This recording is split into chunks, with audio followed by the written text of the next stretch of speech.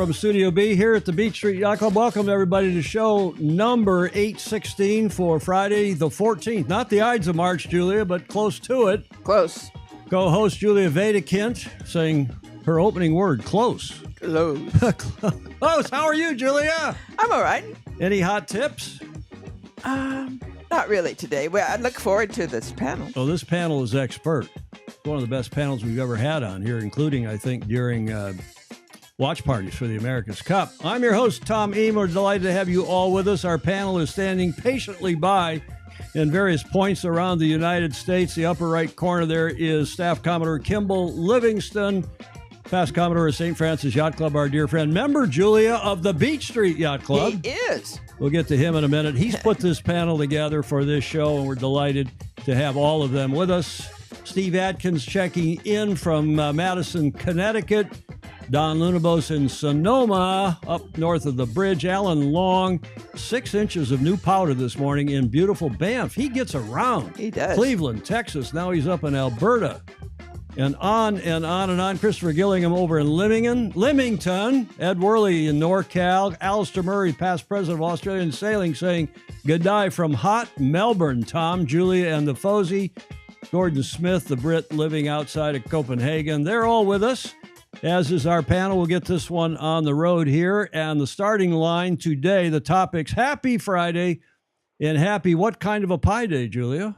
Oh. You don't have to answer that yet, but be ready. I know. Huh? I already know. I hope you do. What else is going on today? Thanks to Mark Reed. We'll do a quick thank you to him for his appearance here on the show on Tuesday, celebrating Heart of America's reunion on the 21st of March and the Chicago Yacht Club's 150th anniversary.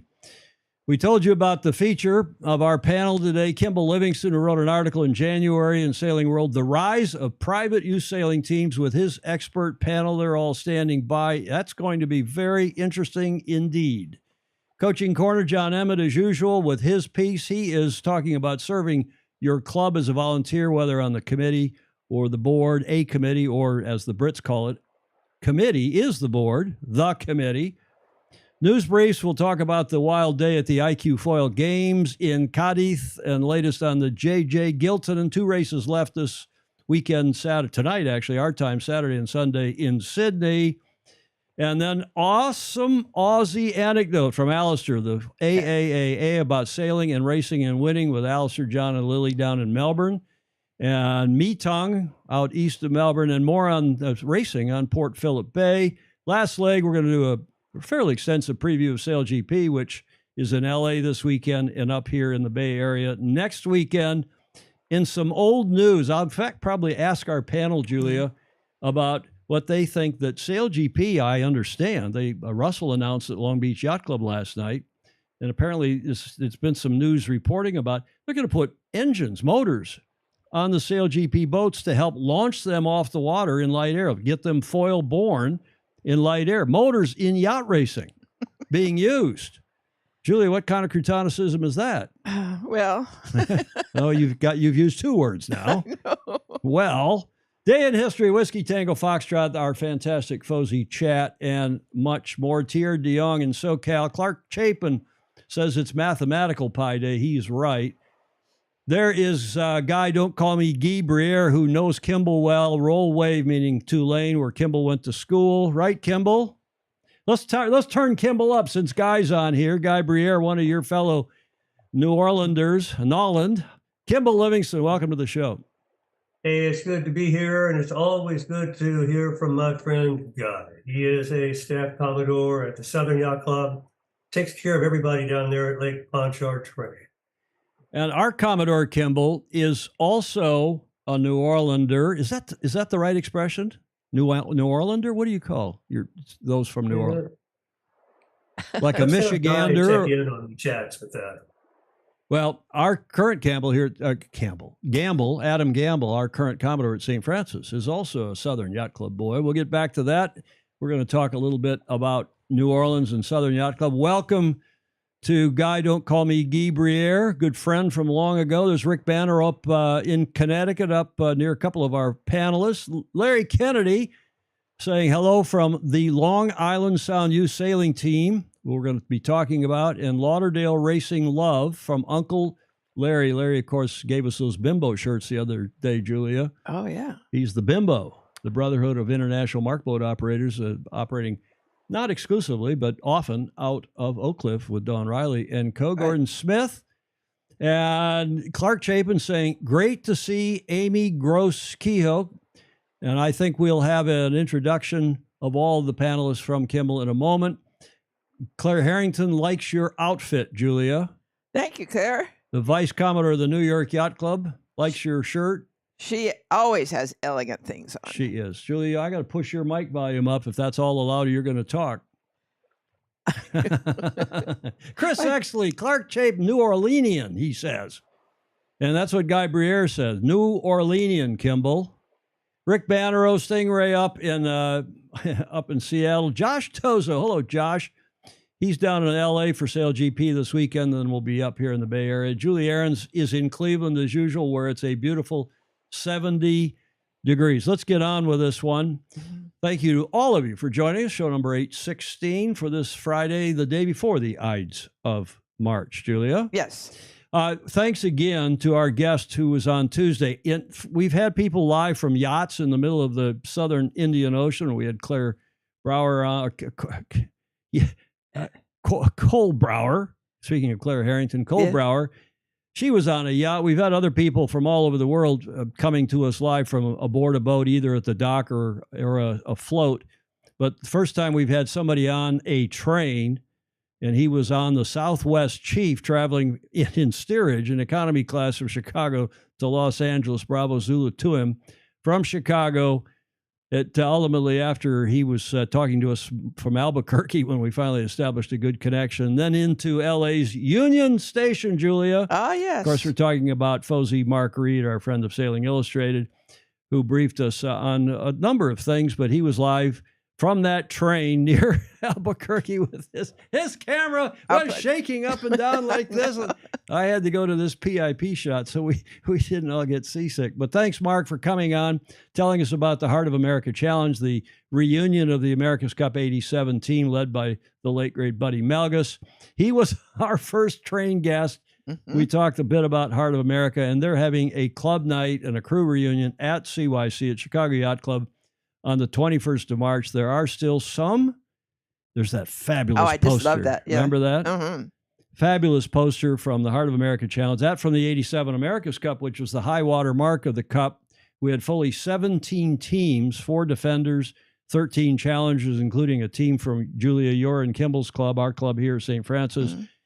and 5 other American clubs, including Chicago Yacht Club, their first and only so far America's Cup challenger. Mark is telling us there are still tickets available for this Australian-themed dinner and panel discussion focusing on Chicago Yacht Club's initiative to bring the Cup back to the U.S. and Chicago back in 86, 87, the legal challenges and so on. That will be at the Monroe Street Station on the 21st of March. We hope those, and by the way, it's not open just to club members, but to interested sailors as well. So any of you in the Great Lakes area that over Chicago way might want to go to that. Kimball! Just jumping in to say that some years ago, I sailed the 100th MAC race with Rick Stearns, and he was saying, whatever happened to our 12-meter, the Heart of America? I said, oh, well, Rick, I saw that boat last year in the Gulf of Fethiye in Turkey on a mooring in front of a floating mansion. Is that right? A houseboat that was not what we think of as a houseboat. Well, it's interesting. It's interesting that 12s have an afterlife. They do. Some IACC boats have an afterlife, but not so much, Kimball, for the current Cup boats. Do you care to comment on that? He's getting himself unmuted. See how well disciplined everybody is on this panel? They are. Well, and during COVID, I bought myself a $400 microphone because you couldn't buy a cheap external mic. And it's not marrying the computer today, of course. As to your question about boats that no longer get reused, I am agnostic because I always refer to 1903 Reliance, the boat that defended for America and was never intended to be a Sunday sailing boat. They always knew that within a month that boat was going to the wrecking yard, and that is exactly what happened after Reliance did her duty. Well, and as you know too, Kimball, a lot of the J boats got broken up during the war for war material, lead and steel, and so on. But Stingray is saying, well, the AC-50s at least have had one heck of an afterlife. By the way, for our panel, we know who Stingray is. He's in a witness protection program. That's why he hides. He hides behind his. If you're in the Sailing Anarchy forums, you'll know who Stingray is by name, but not by personal name. He is up in Seattle. We'll tell you that much. Retired from Boeing. Very smart guy. Fog Machine saying, you know who Fog Machine is, Kimball? That is Lance Burke. So we let people hide behind nom de plumes if we know who they are, and we do in both their cases. So Lance Burke, who's another member of St. Francis Yacht Club. Pedro Foiling Sailor is listening in down in Sydney from the sewer of KA5 at the Royal Sydney Yacht Squadron as he brings her back. And we're going to have Pedro, a.k.a. Peter Stevenson, on the show soon to tell us about his acquisition of KA5. Speaking of boats with afterlives. Yeah. Cool stuff. Okay, so Julia, what are we celebrating today? There's your clue. Pi Day. International Mathematics Day.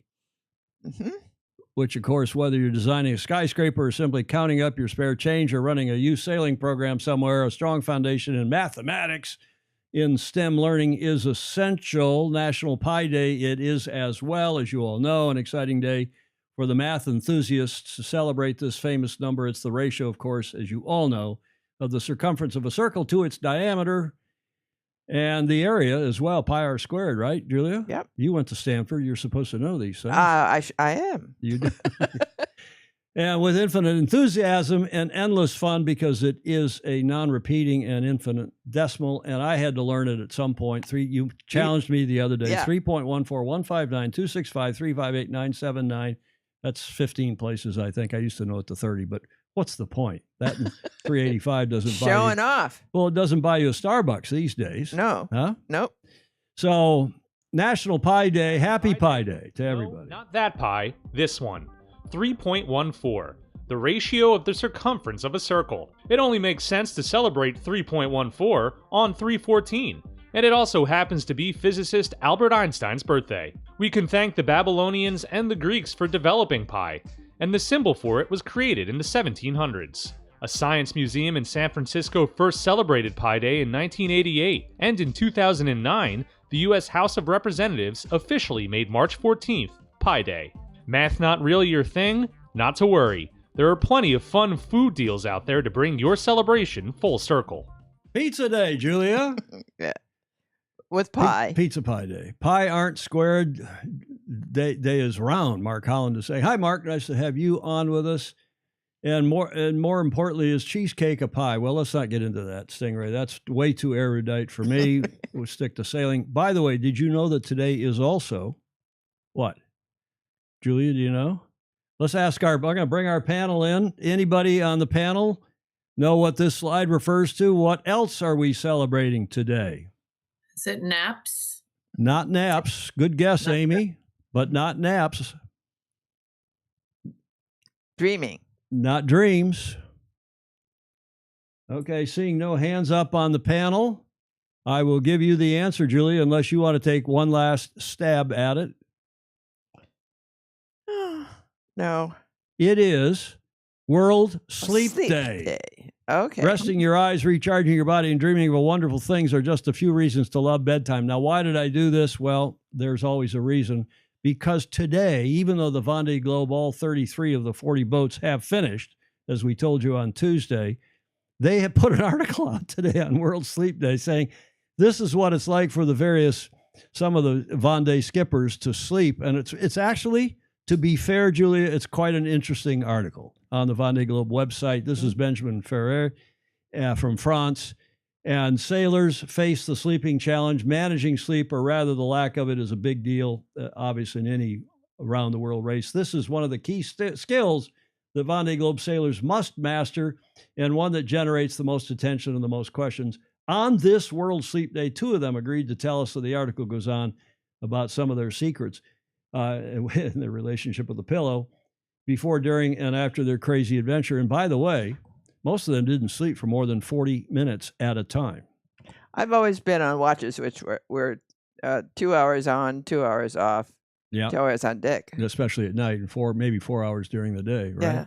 Well, there's several other photos here of people, some of our favorites. That's Samantha Davies, Sam Davies from GBR. She slept sitting up like that with that headrest, that fancy headrest, because, the boats are getting knocked around at times pretty harshly. Mhm. And then finally, my favorite photo from that online, that was Justine Matreau, the Swiss Vendée Globe sailor. And we really enjoyed some of her videos, didn't we, Julia? Mhm. Good one. I now have an excuse for my employees sleeping today, Clayton Embley says. Julia, Sir. is it that time now that Clayton Embley has given us a comment?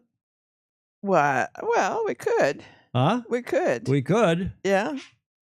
In honor of Clayton. This is a real tradition we have here. I reach onto the back table and get a bottle of Buffalo Trace Distillery here for our show, which is a drinking show with a sailing habit, even though I don't drink. I have to Buffalo do it. Trace Distillery's Bourbon Cream. Yes.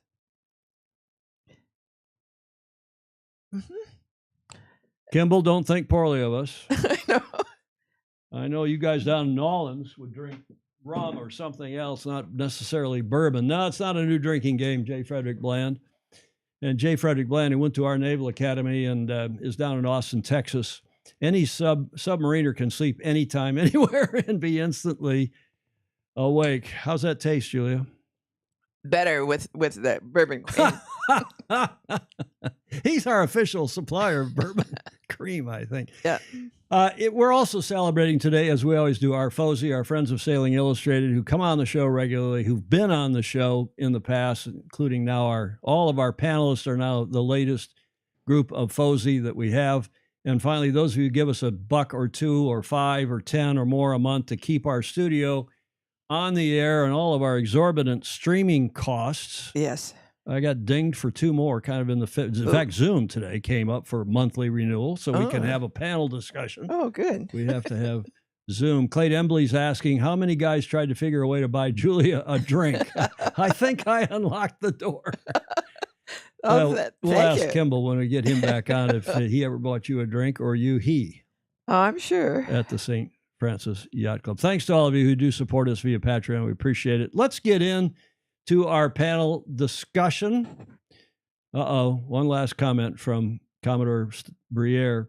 While made in Kentucky, Buffalo Trace is from the Sazerac Company from New Orleans. Oh, good. So they can drink it in New Orleans. I prefer Sazerac. I know you do. I thought you these days were drinking tequila because it's the least glycemic When I'm feeling drink. angelic, which isn't very often. Angelic. Okay. Let's get into the topic today, our feature. As I said, we're delighted to have the panel with us. This photo, Larry Kennedy was talking about Lysot. This was the cover photo and the promo photo for today's show. Lysot stands for the Long Island. We'll have the gang explain that and what this team. It's a private sailing team on Long Island. Long Island Sound Optimist Team. And I want to talk about the word private. Okay, thank you, Amy. And we'll get back to on that in a sec. But that's what that stands for. And Kimball has assembled his expert panel of Nick Addison, Jeff Bonani, don't call me Banana, Bonani, Amy Gross-Kehoe, and Phil Mueller are on the panel. Delighted to have them all with us. Kimball in the upper right corner is a past Commodore here of St. Francis Yacht Club. And he wrote this article, lifelong yachtsman, went to Tulane University, wrote this article for Dave Reed and Sailing World in January, wrote it before that, it appeared in the January issue, about the rise of private youth sailing teams. Subhead there, the landscape of high-level youth racing and coaching is shifting beneath us, sort of like the ground here in San Francisco when we have an earthquake, Julia. Right. Kimball wrote that. It appeared on the website on the 21st of January. His first couple paragraphs, quick.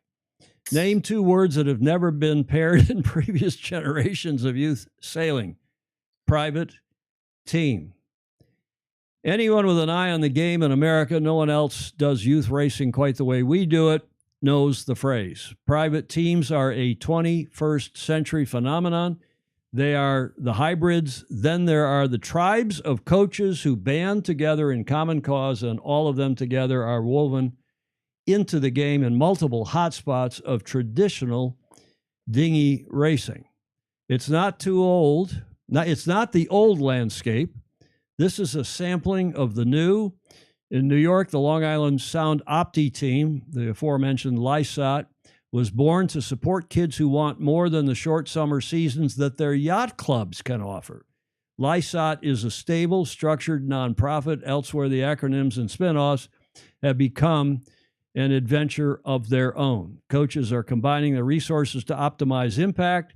Those efforts do not always produce private teams exactly, but they're not your father's or mother's yacht club teams either. And we're talking, of course, about sailing coaches who are like a normal coach, Kimball, but cooler. But cooler. Kimball Livingston, host of our panel today and the author of that article. Welcome. Thank you, Tom, Julie, and thank you for airing this topic. I think it matters, and it's been an education for me. That's part of the joy of what I do is I learn. I learn by going where I have to go, and I learn as I go.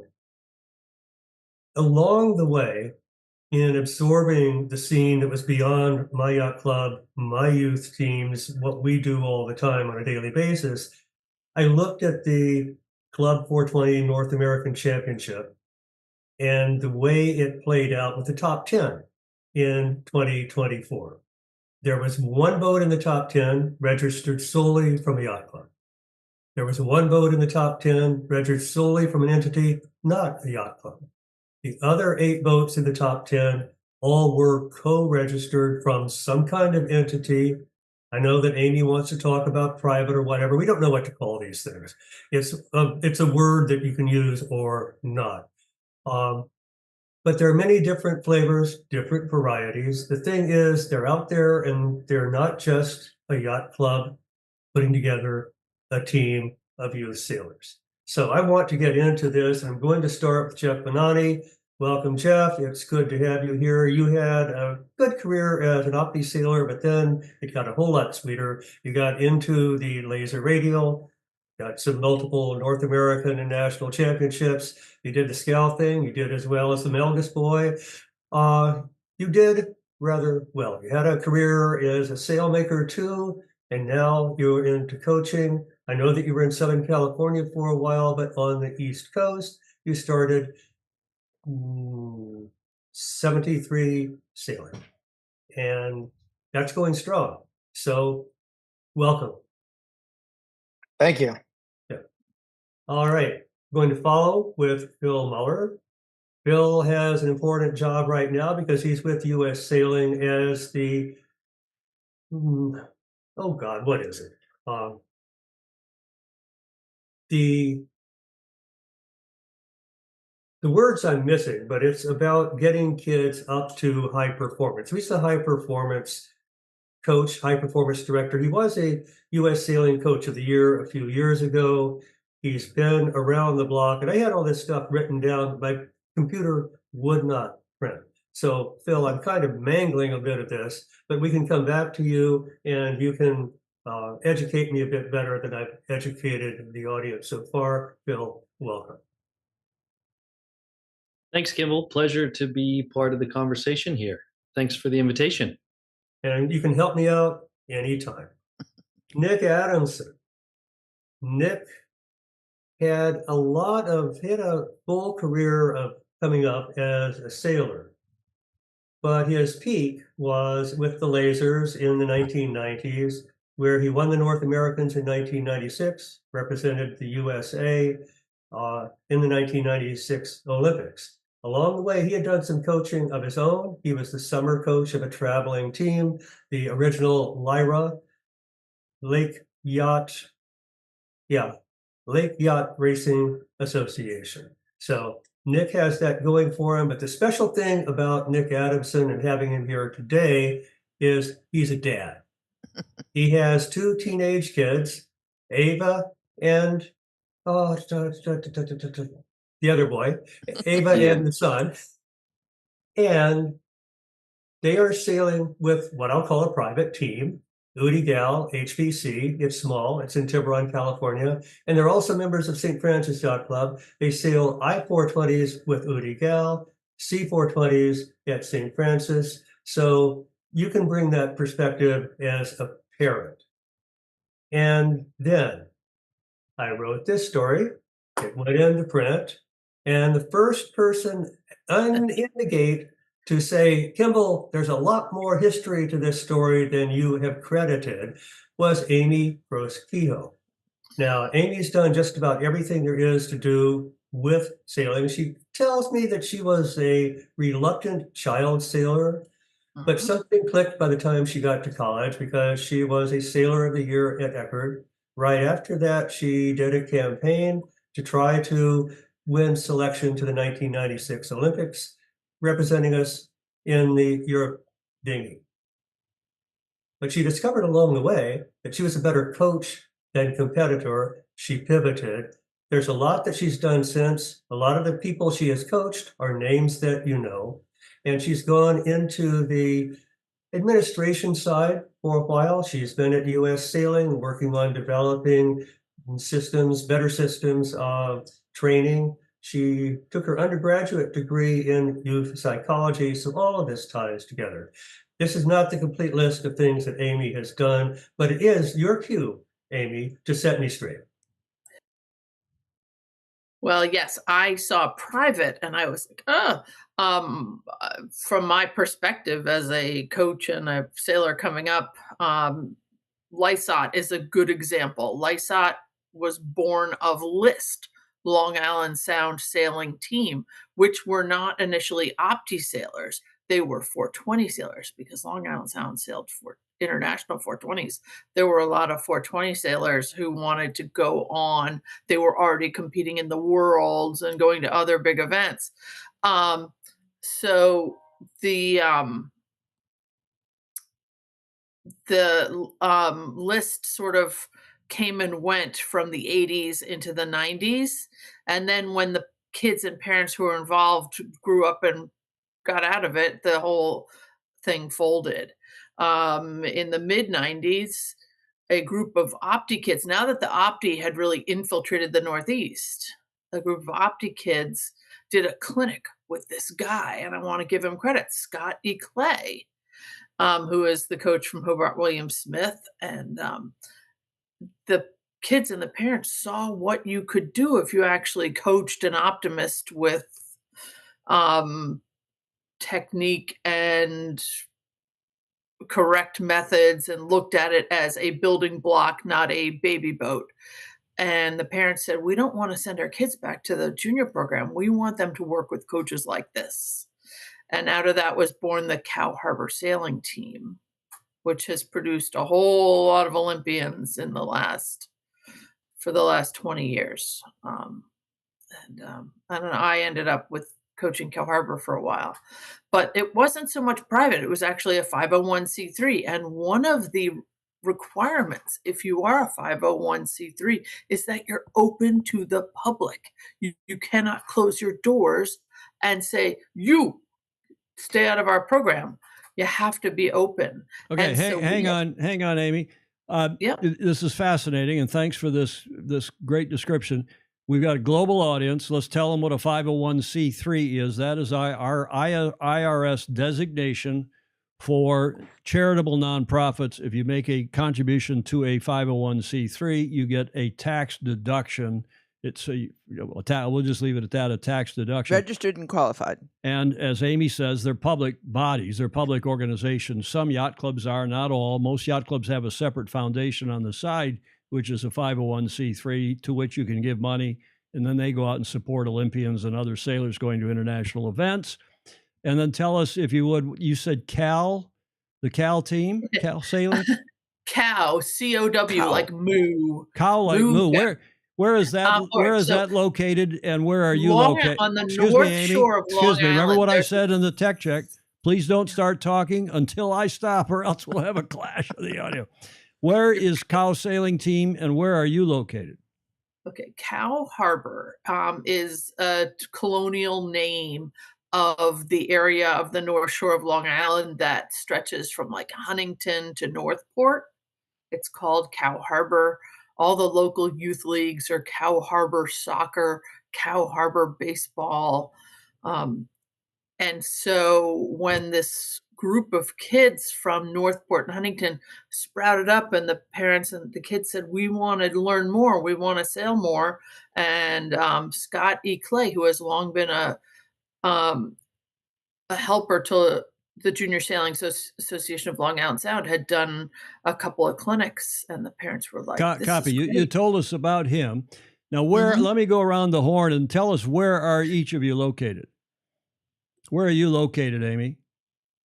I am in my 8th state and my 12th house in Falmouth, Massachusetts, on Cape Cod. Falmouth, Mass, just across the bridge when you go on. And how about the rest of you? Let's go around the horn. Nick, you're here in the Bay Area? Yes, I live in Walnut Creek, California, just east of San Francisco. So over in the East Bay. Kimball, you, of course, are here right at the foot of the Golden Gate Bridge. How's the foghorn treating you, Kimball? You know, I love the foghorns. They're music to me, but they're trying to sell us this business of a singing bridge when the wind is up. Oh, yeah. And you can hear this howl. I'm not buying that it's a singing bridge. Well, it's awful, isn't it? We can hear that over here, can't we, Julia? Yeah. Yeah, And it's not of so course, good. people- Jeffrey, where are you, Jeff? I'm in Little Silver, New Jersey. Where is that? Is that on Barnegat Bay? Is that on the coast? No, it's north. It's near Red Bank and Rumson. It's kind of like directly south of New York City. Copy. Okay, thanks for that. Phil, where are you? You're down in Lauderdale? That's right. I'm in sunny South Florida, Fort Lauderdale, and do most of my sailing offshore here or down in Biscayne Bay in Okay, Miami. let me go. Thank you for that, Ollie. Let me go back to Amy and ask her specifically. Amy, what is your objection to Kimball's use of the word private? So what would you call them if not a private sailing team? Yeah. You're muted still. Yep. Amy. There we go. Sorry. We were open to anyone who wanted to come practice with us. And we had Understand, but kids- what would you call it if not a private sailing team? a regional travel team. A travel team, like we had I grew up playing hockey, and we had travel teams or rep teams. Sometimes they're called in Canada calls them rep teams. What And about the rest of you? that's What the- if do the rest of you have a problem with any of you have a problem with calling them private teams, or would you call them something else, Nick?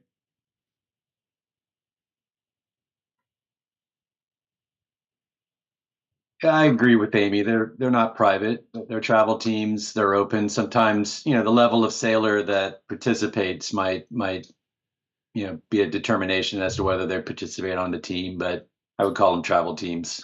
Nick, Jeffrey, rather, Jeff, I see you nodding your head. Yes. Yeah, I think that's a fair categorization. Phil. Certainly, the word private suggests exclusivity, and I think a regional travel team seeks to be less exclusive. I'm curious about how many are designated as nonprofits or for-profit businesses, and I think in today's landscape, insurance is a big factor in your designation, and then your whether or not your program has insurance. Clark Chapin agrees with Amy. I'm with Amy. Private denotes exclusivity, which is certainly not the case here. Kimball, defend your use of private, or would you now change your mind to something else? Hey, when I started this, I heard people calling them private teams, and I went with that. And I'm certainly not stuck on it. I would like to hear Jeff actually talk about his program and differentiate it from what Amy was just talking about, because Jeff has one of the hotter things going right now, and I think it's really the bullseye for what we're talking about. On the way to getting to Jeff, I remember hearing Nick Adamson refer to what he used to do as a coach leading a travel team. That was years ago. So the phrase has been around. Jeff, tell us about your program. What do you do and why do you do it your way? Sure. So I guess back to your point, I think structurally, we are not a 501c3. We're technically a yacht club as far as U.S. sailing is concerned, believe it or not, and that's more for insurance reasons. But I started it kind of, I don't know, maybe 6 years ago or so, and it was mainly as a mechanism to get all of the kids in our area, to practice together. We had kids that were, very, very talented sailors who only lived 20 miles away from each other, not practicing together. And that, for me coming back to junior sailing, that didn't make a lot of sense because my experience, and Amy actually coached me at a number of regattas, believe it or not. But my experience was we had this Jersey Shore youth team, which was very similar to how Cal Harbor was organized. And that's how I made all of my friends. And that's how we kind of build the competitiveness in our area. And I was just looking to replicate that. And it's dramatically snowballed from there when I kind of got together with other coach friends from around the country, and we've kind of built it from there. I thought I heard that. Yeah. Yeah. Kimball, anything else? I just saw a note from Phil Muller that he ran a private 29er team at one point. Phil, tell us what's going on there. Yeah, so from 2016 to 2023, I ran a private 29er team based out of Miami, Florida. We called ourselves 29er, and I, took that project on because there were no local yacht clubs doing that in the South Florida region, and was really passionate about that project to grow the 29er class and work in that space because my personal sailing background comes from windsurfing, and I always wanted to windsurf with my best friend, and that to me was the 29er, and it just looked like the ultimate platform to do that. So a little bit on my history before I joined U.S. Sailing a few years ago as the youth performance manager. Okay, so let's go back, Kimball, and look at some slides. We had the sailing coach as like a normal coach, but cooler. And think about Gordon Smith's question. He's still rather confused about a travel team. And Kimball, maybe you can explain it in some more depth. Travel team in a moment here. Let me go through these slides with you. Travel team or private team, and what does insurance have to do with it? Good question.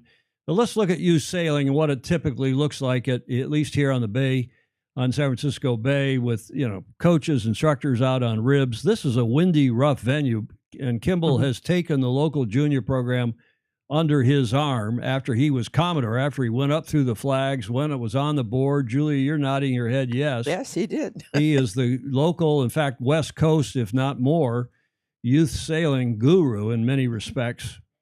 And we have a lot of different programs here now, thanks to Kimball, including the high-end Club 420, Club FJ programs, the kids' high school sailing program. And this happens more or less around the country in different ways, in different respects, as most of you will know. Certainly everybody on the panel will know. Here they are racing right off the end, Julia, of the Yacht Club Peninsula. That's down there at the wave organ. Mm-hmm. Remember when Andy Green called that the organ wave on doing commentary for the America's Cup? He called it the organ wave. It's the wave organ, right, Kimball? Indeed it is. And that is the city championship. We sail it every January.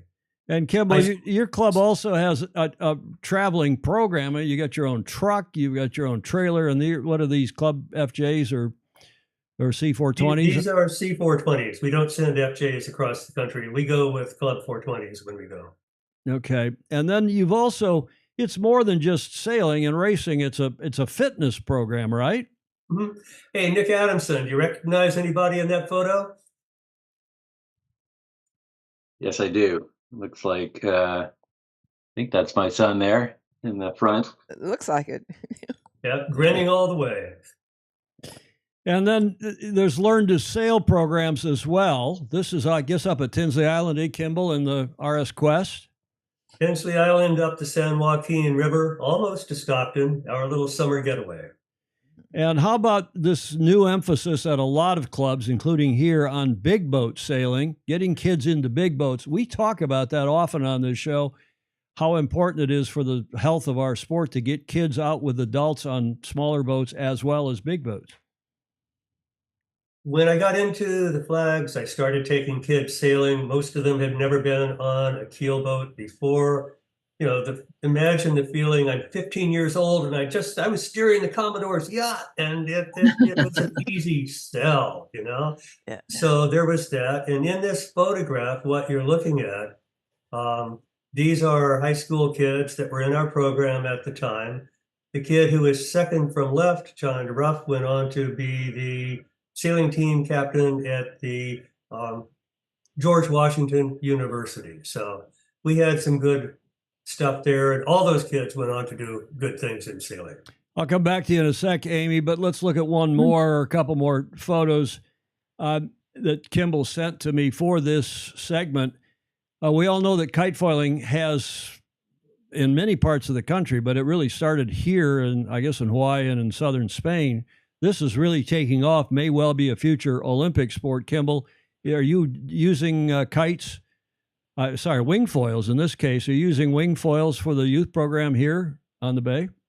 Wing foils. Now, as a junior program in a club where we had world champion kite racers, we had Johnny Heineken, world champion, Erica Heineken, world champion, Daniela Moroz, you may have heard the name. But we were very frustrated year after year because we could not teach kiting to the coming generation. We couldn't build kiters. We had to tell them, go somewhere else to get yourself to a mid-range skill, and then come back to Crissy Field where the wind blows hard and the tides are strong. So that was frustrating. What was that? Because Kimball, excuse me, was that because of the expense, because of insurance, because of unavailability of equipment? No. It was, those things could be factors in any individual case, but what it was really about was that kiting on a foil is just too hard with the wind strength and the tidal strength that we have in our front yard. Interesting. This wing foiling came along, and it's a different deal. This is a second-year foiler. He took our foiling class. Next year, he bought his own equipment. He bought some used equipment from us and kept at it, and he's our rock star now. But we have kids who get up on their second lesson. Now we have others who are still struggling at lesson number 6, but we are now teaching foiling at St. Francis Yacht Club. It's been a long journey. All my kids want to foil. Cool.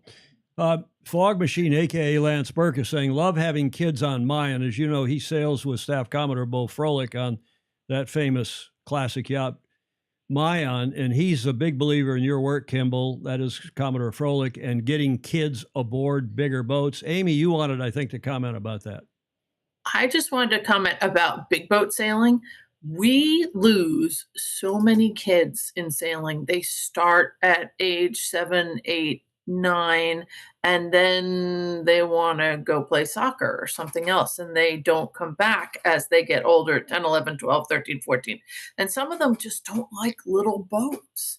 So a lot of programs have added a keelboat option because for some kids, they love the keelboat option. They love being able to climb up the mast or hang off the bowsprit. That is way more attractive to them than getting splashed in the face with. You know what a big part of it is too? We talk about this on the show all the time with everybody from all around the world, and we're all seeing the same thing. Yes. Some kids, like my daughter, who you don't know, I don't believe, but Kimball knows well, who's 32 now, she didn't like getting splashed in the face. She had an Opti when she was, 3, 4, 5. Didn't like it, would much rather sail on a flying Squatini or a Sea Scow or something bigger with her parents or other people. And now she wants to hang her feet over the side of a J105 down at San Diego Yacht Club where she's a member. And I think you're right. A lot of kids much prefer that. I chose never to do it. You never sailed small boats? Never. Well, you're smarter than all of us. Yeah. But, Julia, you become a better sailor by sailing a small boat. I'm sure I would have. but I You got to Actually, sail small boats. actually I'm not so sure Yeah. because You're a cruiser, Julia. I am, but You're a big cruiser. I You cruised with a Commodore here for years, all over the world. I got a question from Larry Kennedy. Ask Amy about the Annapolis, speaking of Kimball's trailer here for St. Francis, ask Amy about the Annapolis Yacht Club Opti trailer. During my stint in Annapolis, wait, where am I? Am I unmuted? There we go. No, you're Yeah. right. During my stint in Annapolis, I did not do any work with the Annapolis Yacht Club Optis. I was deemed by the staff there to not know enough and not be able to work just because I was the boss's wife.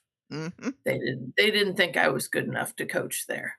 So I had some travel team kids. I coached kids from other yacht club. I went back up to New York and worked with the Cow Harbor team. Cow Harbor. I like that. North Shore of That's Long true. Island. I like that. Yeah. I had Yeah. a comment here in the chat. I warned you all in the email this morning. We'd have a lot of questions and comments. We get sometimes 300-400 questions and comments during these shows. Larry Kennedy says that Phil, you were just Phil Muller. You say Muller, Phil, or Mueller? Yeah, Muller. Muller's good. Okay. He wants to know who has the nicest mark gear room. He being Larry Kennedy, as you know, is a mark setter par excellence. But also, were you just down at the Foiling Week down at with Tom Pace at Pensacola Yacht Club? I was, yeah. Uncle Larry Kennedy and I go way back. His son Colin sailed with my brother Luke at Lauderdale Yacht Club in high school. So great to see him here. And many of you viewers will know my brother Luke, Tokyo Olympian in the Finn class, whose birthday is today, March 14th. So happy birthday, Luke. He's kind of a private guy, but now the public far and wide can celebrate his birthday and heckle him from in perpetuity.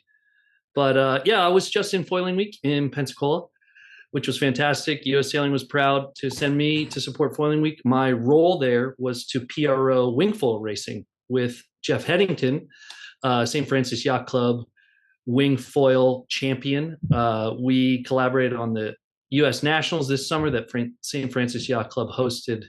And I chased Johnny Heineken and many others around the racetrack in Cityfront this summer.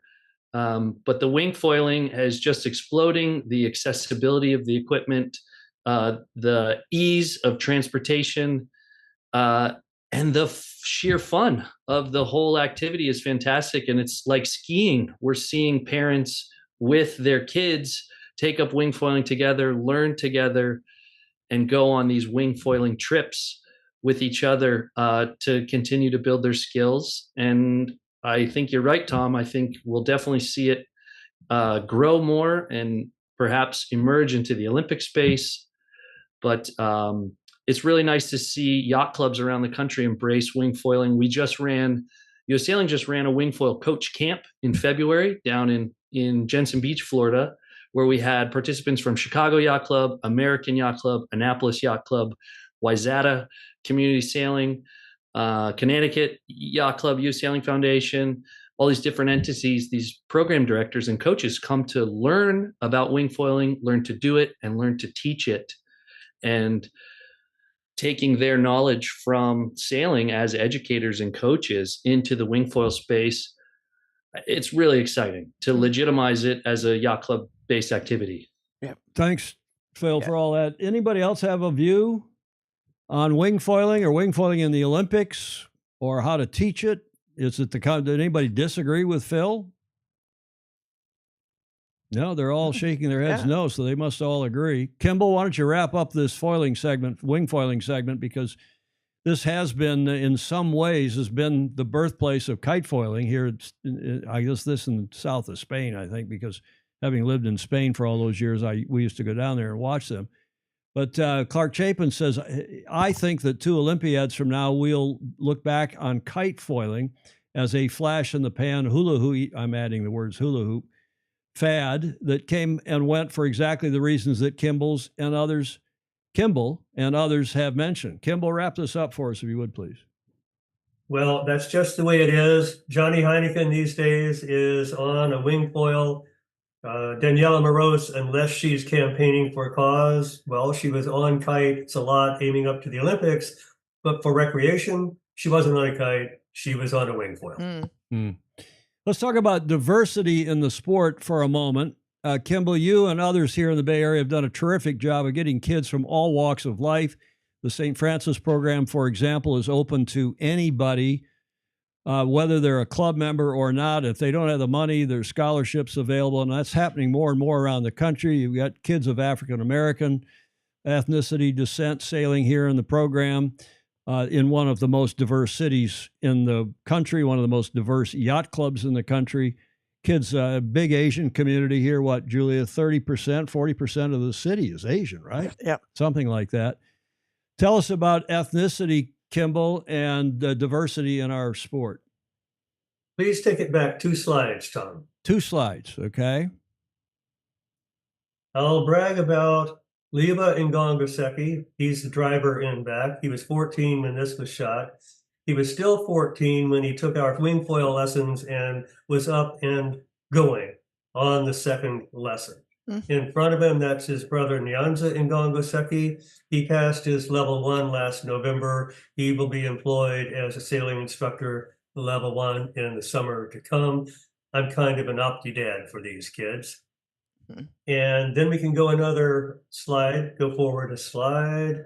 And there, that is Sonda. He is the Sonda Ngongoseki. He is the reigning Terra Pacific Coast champion. And he was 10 in this photograph. You've seen his game face. This is 3 brothers who love to sail, and they are a delight.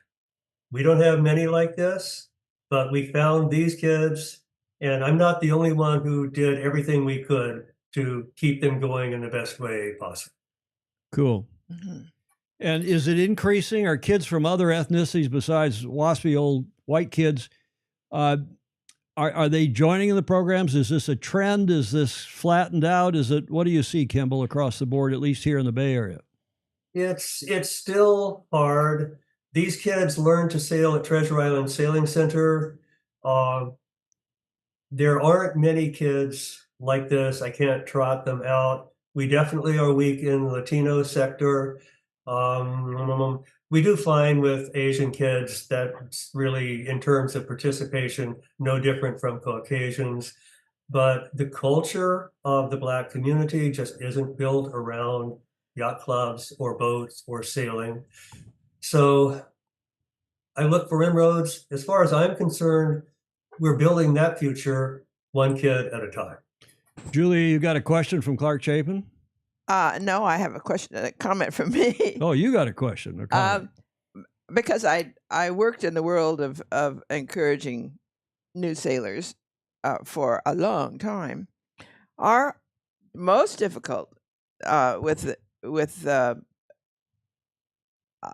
most urban kids is that they didn't sail. I mean, they didn't swim. Well, that's the question from Clark Chapin I thought you were referring to. Clark is saying, I remember hearing once that an obstacle to increasing participation by some ethnic groups, particularly urban kids, Black kids, is that there is a social aversion to learning to swim and therefore feeling comfortable on the water. Could Kimball comment? Yeah. Well, there is a very small nonprofit organization here called Color the Outdoors. It's run by an African-American teacher at Marina Middle School who has owned a boat. Briefly, she said, I wasn't ready to own a boat, but I learned a lot. And she wants to get her kids on boats this year. We're talking to the foundation about how we can help with that.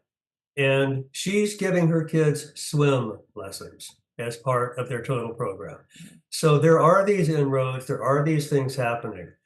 But Tom, I would like to do something here. There is an implied controversy. I'm not sure there is a real controversy, but there is an implied controversy between kids sailing through yacht clubs and kids sailing through these other entities. And I'd like to go to Nick Adamson on this because he has background in both. And right now, with two kids sailing in both, Udi Gals HPC and St. Francis Yacht Club's regular sailing team, I-420s, C-420s. Nick, what are you seeing? So just to put, we're bringing it back to the show topic. Thank you, Kimball. So in other words, compare and contrast sailing for what we were now calling a travel team or a private team, but something organized outside of a yacht club versus for a yacht club. Yeah, my wife was really involved with the Treasure Island Sailing Center, and the Bongaseki brothers. They started sailing at Treasure Island, and as they so we were got to experience a lot of those inner city kids coming through that program, and the learn to swim part of it was a big component and a difficult one for inner city kids to overcome. But you saw a lot of kids that would be a hurdle that they would never overcome, and others that it would. But it's great to see St. Francis and the other clubs embracing these kids of color and kids of different socioeconomic backgrounds coming through and up and being able to join those programs and continue their sailing.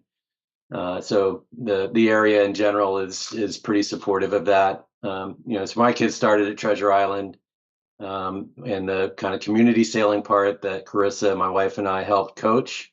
And then we, that's hard to do the racing thing with that kind of a community program. So we ended up migrating over to Udi Gal's program located in Tiburon, which is a regional team, let's say, one that draws from kids from all the different clubs in the area, and with the intent of high-level sailing and traveling. And then we've joined St. Francis as well to broaden that to be part of the St. Francis program and to broaden their horizons on that front.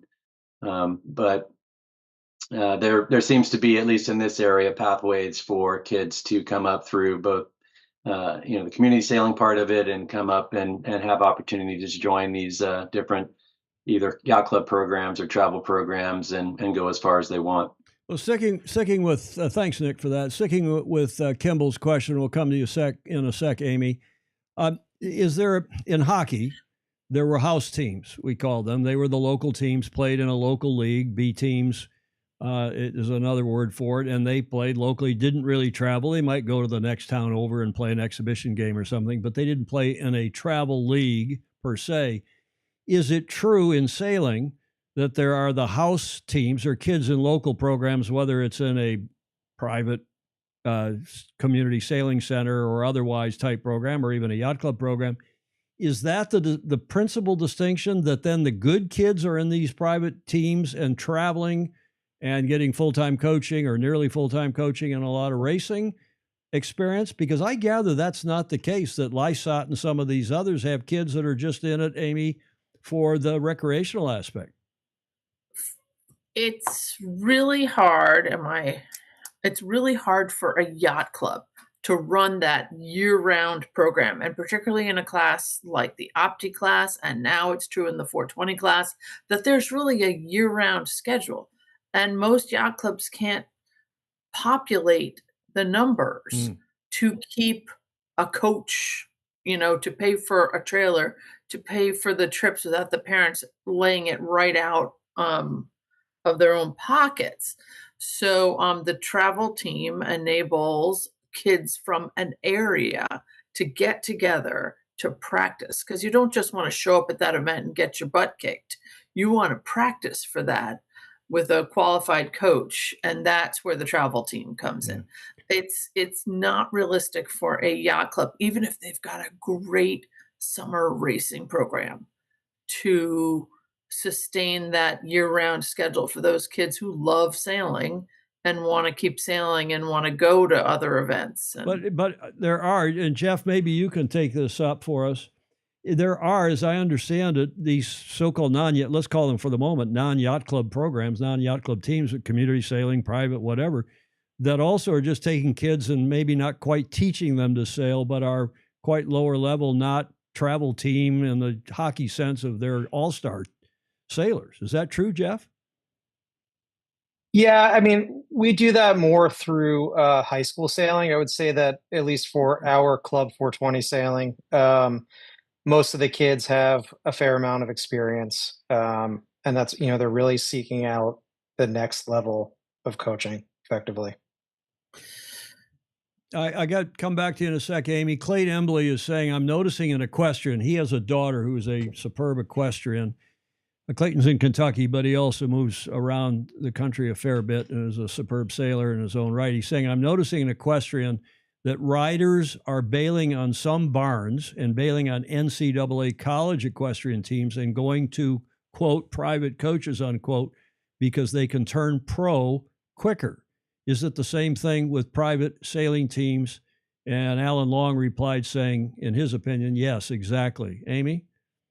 Well, nobody in sailing is really looking at it to turn pro like they are in equestrian. I mean, You Jeff, sure? You and I are both gone pro. How's it working for you? Are you sure? Because, in other countries, at least, that certainly is happening. A lot of kids in New Zealand and Australia, in particular, France. In other countries, you can work as your job competing and training for the Olympics and have a salary paid for you and your equipment paid for by your Olympic Exactly. organization. In the US, you're once you're out of the net of college sailing where they provide the boats, you're swinging without a net. You got to pay for yourself, and whether you want to go to the Olympics. And so, yeah, thank you. Kimball? I was going to talk about high school sailing too, because in Chicago for my time. I'll come back to you, Amy. Let me stick on this for a sec with Kimball. Mm-hmm. Yeah, responding to Amy, of course, she's up there close to the North Pole. In California, we run 12 months a year with our sailing. And right now, St. Francis, we are sailing 7 days a week and we have wait lists. Mm-hmm. So we're just booming right now. Mm-hmm. And we do send our club travel team east in the summer to the 420 mm-hmm. regattas, Chicago, mm-hmm. New England, wherever it happens to be. It's also the case that some of our best club sailors are part of these other operations. I could throw out a couple names and Jeff would recognize them because they come and sail with 73 Sailing. So that's what's going on. And it's true, when I started with all this and I was working for St. Petersburg Yacht Club, there were 3 top junior programs in the country that were sailing everywhere that had the top junior sailors, and they had tons of feeder kids coming from below. It was St. Petersburg Yacht Club, San Diego Yacht Club, and St. Francis Yacht Club. And we would see Jeff Johnson everywhere. We would see Carissa Harris, now Carissa Adamson, everywhere, because she ran an awesome program year-round out of St. Francis. So it is possible, but it's like what you're saying. It's that year-round capability to sail, and that is such a small echelon of clubs that can field it and can afford it and have a population who's interested in doing it. Good points all around. Terrific panel, Julia. Yes, indeed. Mm-hmm. Nick, what sayeth you?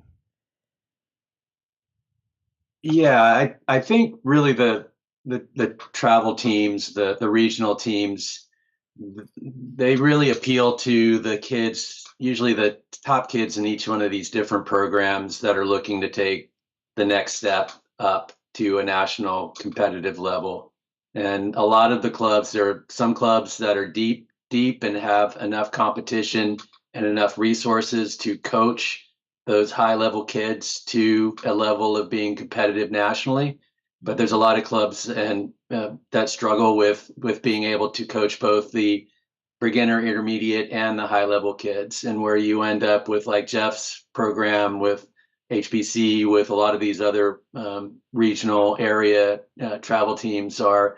It's consolidating, giving these different kids that really have gotten to the top level of their club, their area, the ability to join together, to sail against each other, to practice with each other, to go to these regattas and compete as a team with the intent of getting, better, trying to win these national events. And some teams are having great success. Jeff's one of them. There's probably 5 or 6 different regional travel teams that seem to be open to anyone. If you want to sign up and be part of them, they do a great job of accommodating all those different kids. But usually it's the best kids from each of these yacht club programs that join these teams with the intent of getting to the top of whatever class they're in. So there is like in ice hockey, like in hockey, the sport, one of the sports I grew up in. The travel team is kind of the all-star team. It's kids that are launched or want to be launched. And Jeff, you maybe want to comment because Nick was talking about your program. Yeah, no, I think he hit the nail on the head. What we do is we do take kids from all over the country. We look to build long-term relationships with those sailors. We try to get them to one of our training centers, whether that be in New Jersey or somewhere in California where they get to work with the regatta coaches in a training setting. And I think, I'd like to say that for, my group that we're all the best coaches, but that's not necessarily the case. I think that it's the competitive environment of kind of attracting the best kids, and they kind of push each other naturally. And that makes our practice environment probably more competitive than the actual regattas. So they seem to be very well prepared when they get there. Let's talk about cost. Can somebody, or maybe all of you, just give us a quick 30-second thumbnail comparing the cost of a travel team, private sailing team, regional sailing team versus a club-based junior program? Is it the same? Is it less? Is it more? What do you think, Amy? Anytime you come together to share the expense of a coach and the coach's travel expenses, and the coach boat and the gas, it's going to help you with cost. The bottom line is you can hire a private coach, and I get hired all the time to coach like one kid at a time, but you can't get better at sailing one kid at a time. You got to be in the fray on the starting line with 7 other kids in order to learn how to get off of it. Interesting. Anybody Good else point. on the Yeah. panel? Private versus club, pros and cons? There's definitely a cost to all of this stuff. I mean, clubs in general offer a season of practice and with some regatta type stuff.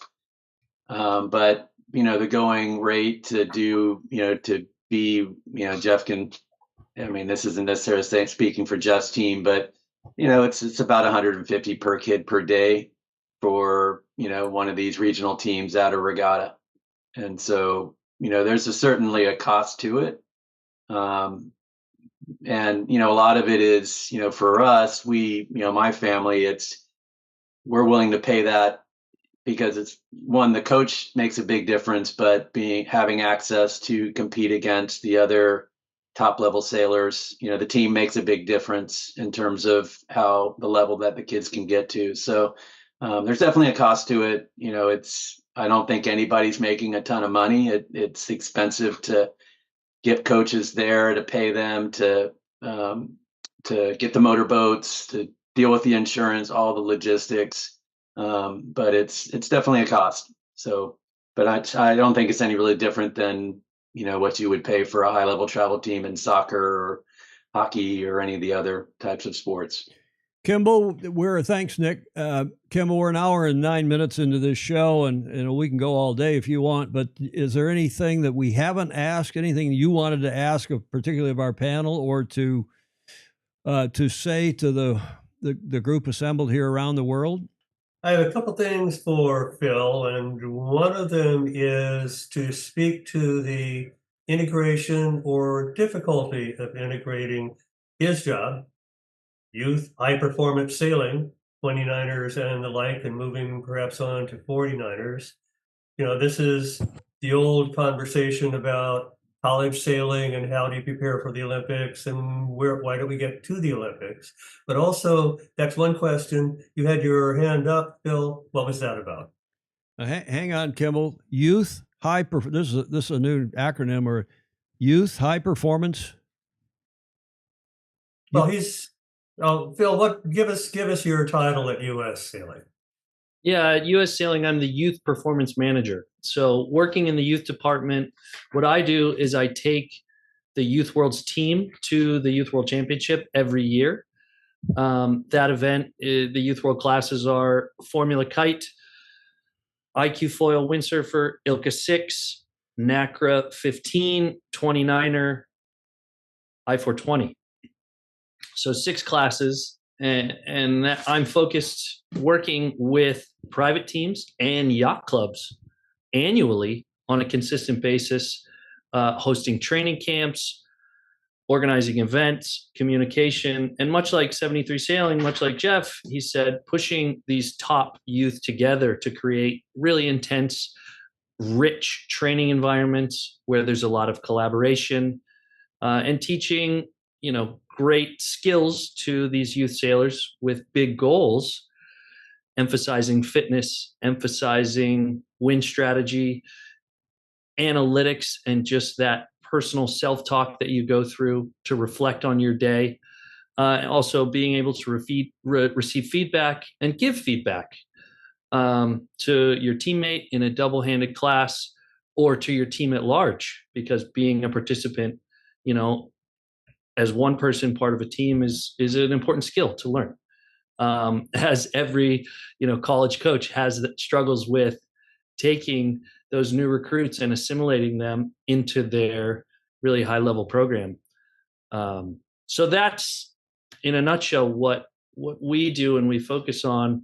And as to your question, Kimball, regarding the pathways between high school sailing, college sailing, traditional dinghy racing, I would say, in the Club 420, and then these Youth Worlds classes, we see these sailors participate in all of these classes. I mean, our Youth Worlds laser sailor, are participating in high school sailing, and then sailing at their yacht club. The 29er sailors, Annie Sitzman and Molly Bonham, bronze medalist this past summer in Lake Garda, Italy, at the Youth World Championships. Annie Sitzman's high school team won high school nationals last year, Severn. So there's a lot of crossover happening, and certainly the appeal of college sailing is amazing. The resources that the sailors get, the level of competition, the community that they get out of it is really attractive. And then transitioning to the Olympic classes, as Amy alluded to earlier,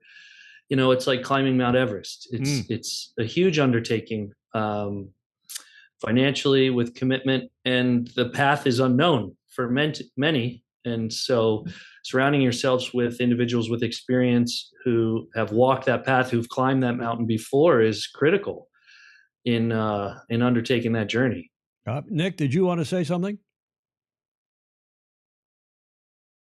Oh, no. I mean, I hit it on the, I think Phil hit it on the head. I thought I saw your hand go up. So no. Oh, need. Sorry. I think I was. You probably all know Coach John Rogers, who's the head coach now down at San Diego Yacht Club, and he's a Fozy. He's been on the show a number of times. Mostly, in fact, I think he is, as we speak, I think he's at near J. Frederick Bland in Texas. He's actually at Corinthian Sailing Club of Dallas, sailing the DF 95 Intergalactics, whatever they're hosting there. And he's saying, inspired by the guests, my question: why are parents uncomfortable sending their kids to a big regatta without joining a team outside the training, coaching that they've already received?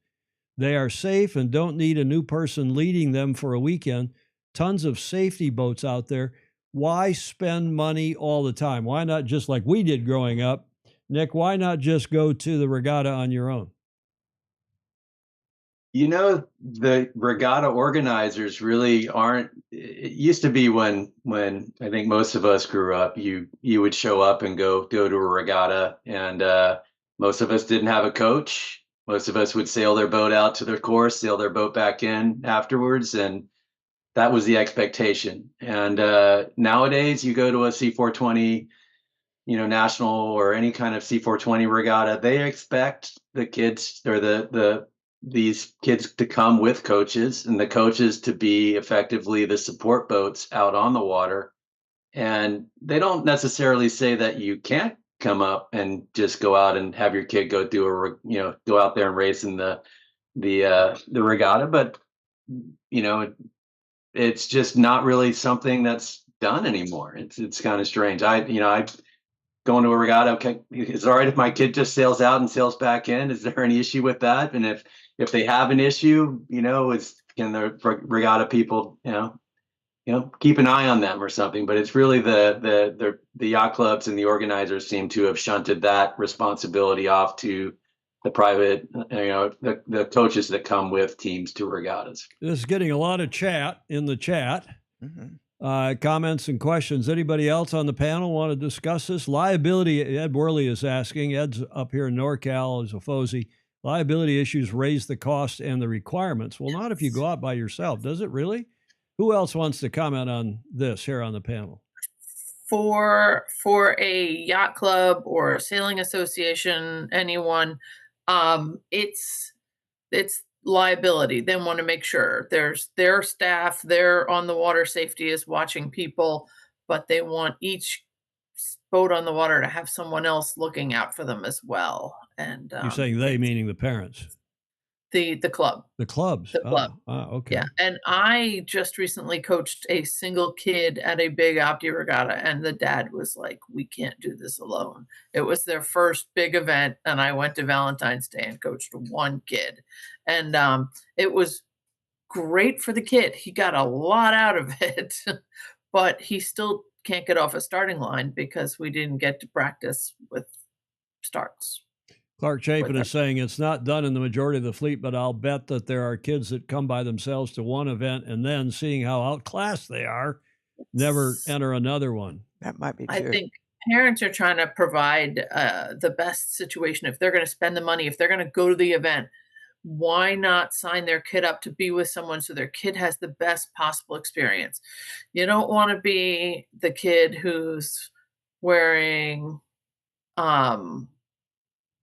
nice leather shoes to school when everyone else is wearing Nikes. Which would you rather? You don't want to be which would you different. rather You want to wear? be with your friends. You want to wear whatever the kids are wearing. So if you're in a school where you they're want all to do whatever the other kids, you got to be doing what the cool kids are doing. No, I was just the opposite. I was always doing whatever the opposite was, Julia. I know. Huh? Yeah. One thing that hasn't. And where did that land him? Well, Julia. One thing that hasn't. It's been talked about in vaguely, but not specifically, and that is the importance of social contact and fun in attracting and keeping kids or grown-up sailors. Jeff, you want to talk about social activities and events for kids and junior sailing?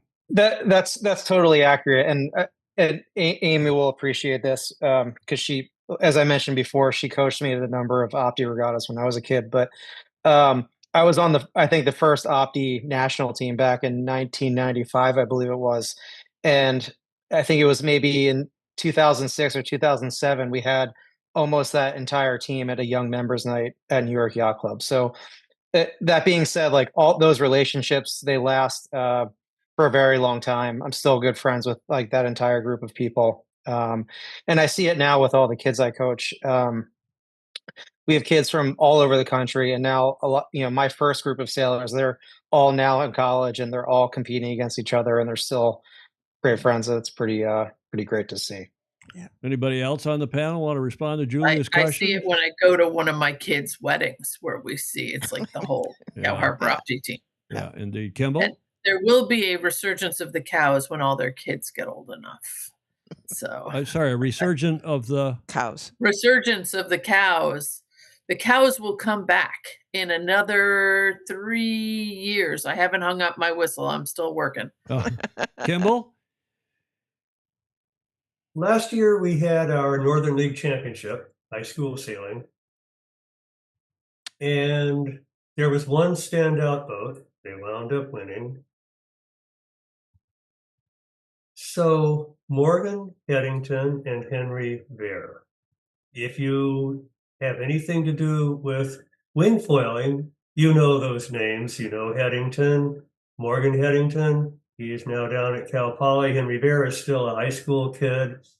And they're all about wing foiling, going fast, getting big air. They can do flips. They can do anything. They're both really fast. But there they were, sailing together in a flying junior. Mm. Yep. Let's go. And let's wrap it up with a. Go ahead, Kimball. Sorry. yeah, I'm wrapping. Okay. There they were in a flying junior, and I asked them why they were there, and it was all to be part of a team. Yeah. It's the theme we're talking about now. It's a social aspect of sailing. And I go to meetings where people worry about existential threats to yacht clubs. Well, maybe I worry about existential threats to yacht clubs, but I go here, I go there. I was at the Harbor Cup last weekend talking to college kids. I sail all the time with high school kids. I don't worry about the future of sailing. There's so much energy. If anybody who's not part of youth sailing, you're missing so much.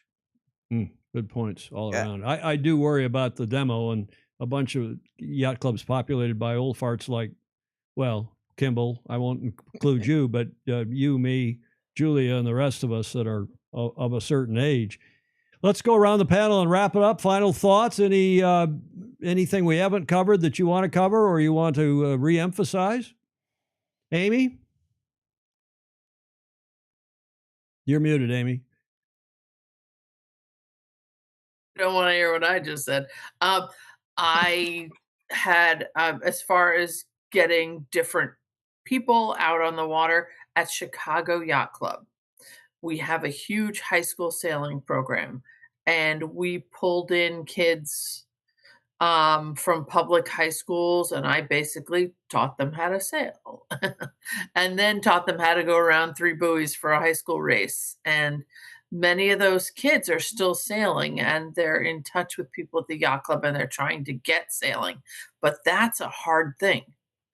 Like staying involved, like I said before, once you get out of high school or college, it's hard. That's something I know clubs are struggling with, but we need to keep keeping kids retained after high school. Well, when they're adults, when they're not kids anymore. Well, I just, since this is a bit off topic, but well, actually it's not. I don't know. Some of you will know Paul Henderson, the former president of World Sailing when it was ISAF and before that. But he asserts, he's Royal Canadian Yacht Club up in Toronto, and I'm sure you've all been there at one time or another racing. He asserts that club, with their, it's wintertime up there half the year, it seems like. I can say that being from Michigan. But he asserts the reason they have such an active junior sailing program year-round, and they get so many kids into the club, is because the club itself has a gymnasium, has other stuff, has a burger bar and so on year-round, at least at the city club. They don't go out to the island club. But the whole thing is making it kid-friendly year-round. And Kimball, I argue with not you, but others at our club here at St. Francis that we are not kid-friendly enough, that people don't like to see the kids in the grill room on Saturdays and Sundays midday even, and that drives me crazy. Julia, you don't like to see kids in the grill room midday Saturday, and it drives me crazy. I think the clubs have got to be a lot more kid-friendly. What sayeth you, Nick Adams? Adamson?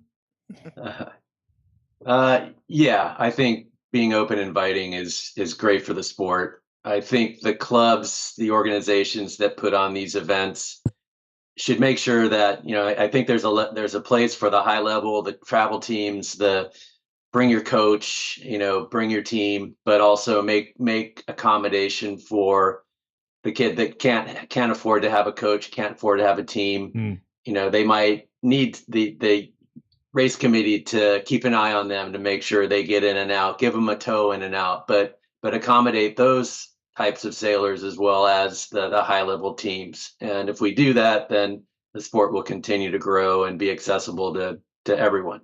Thank you, Nick. Jeff, want to wrap up? Sure. I just wanted to thank you, Tom, for having us on, and especially Kimball. To be honest, I was pretty nervous when he called me about that Sailing World article, because 50% of the people love me and 50% want to see my head on a spit, I think sometimes. But hey, sorry, hold on. Why is that? Well, I think people are like, whoa, private. Because you're running a private sailing team and coaching? Yes, okay. Of course. Yes, okay. Of course. And I think, for the kids and, our local yacht club, which is Tom's River Yacht Club, who graciously hosts us, it's been an overwhelmingly positive experience. And it's something that, I went through less formally than it is now. And I'm really pleased that I'm able to call this a career now. Great. Cool stuff. Mm-hmm. How about it, Phil, down there in Lauderdale? Yeah, I would say sailing is really healthy with participation nationwide, worldwide, as this generation grows into this really tech-based socialization. Now more than ever is sailing vital to get kids in touch with nature, in touch with themselves, learn important skills, and have a social bond that is tech-free. Mm-hmm. So I think, a huge endorsement for our sport, and it's vital moving forward. I would love to see programs, clubs, private teams embrace high performance sailing, more technical sailing, apparent wind sailing, to challenge our youth with more skills, more modern skills. Not to say that traditional white sail sailing is bad. I think it's fantastic, and whatever kind of racing you can do is really important, but we definitely want to continue to challenge our youth and challenge their skills. And then also with regards to participation and retention, I'd love to see like a report, and if anybody watching wants to collaborate with me on a report of where age groups and numbers are going, and girls in the sport. We lose girls in high school. Why are we losing girls? How can we get more girls to consistently sail throughout their teen years? Maybe we need more female coaches. Maybe more guys. Paul Henderson and Julia would tell you we need more guys. Oh, really? I haven't heard that yet. Yeah, no, seriously, that the girls follow the guys and vice versa, that's especially for teens. Seriously. That's right, Julia? Hey, I think so. Huh? Yeah, I think so. Kimball, thank you very much for that, Phil. I'm just going to conclude with Phil here to say that you're not old enough probably to remember, but in 1979, I took the kids to the World Youth Championship as their coach. In fact, it was who were the brothers there's a family of brothers from Tom's River, in fact, in New Jersey. They're the Coley brothers? The Kimpton brothers. And they're old by now, but I coached that team before you were born, Phil, 1979 to the World Youth, because we really, the truth is that regatta has only been around since the 70s, but we only set a coach with kids to that regatta since I think Major Hall maybe took them the year before I did, or Gordy Bowers or somebody from our era to that regatta. 1979, it was in Italy. You talk about an eye-opening experience. Kimball, take us home. Oh, sorry. One comment from Vice Commodore Claire Harrington, New York Yacht Club, and then we'll let Kimball wrap this segment up for all of us. Claire Harrington is saying, the key is to achieve a critical mass of young people who will bond over a common effort. Isolated training and individualization at a young age, she's saying, is not generally successful. Commodore Livingston, take us home. We're all agreeing that kids want to be social. It's very natural to them, and any way that you can help with that, it matters. I remember having a conversation with Russell Coots about his youth operations in New Zealand and telling me a story about arriving at a venue and the PRO says, we have perfect conditions. We can get in 6 races today. And Russell says, no, we're going to do 3 and give them a lot of playtime together on the beach. Tom, I'm done. Yeah. Thank you for having us. Exactly. Thanks to the panel. Thank you to Amy, Nick, you. Jeff, Phil. Thank you all very much indeed. We appreciate it. And Great to be here. Gordon Smith in Denmark is saying, in the end, I think agreeing with all of you on the panel, and even Julia and myself. That's unusual, Julia. Yeah. We got unanimity here. Gordon Smith in Denmark is a Brit living outside of Copenhagen. He says, in the end, anything that gets kids on the water is great. I just have some grit in my shorts when I hear how needed this form of kids' involvement is in the U.S. and how central money is to the topic. Well, it is central, Gordon, here and beyond.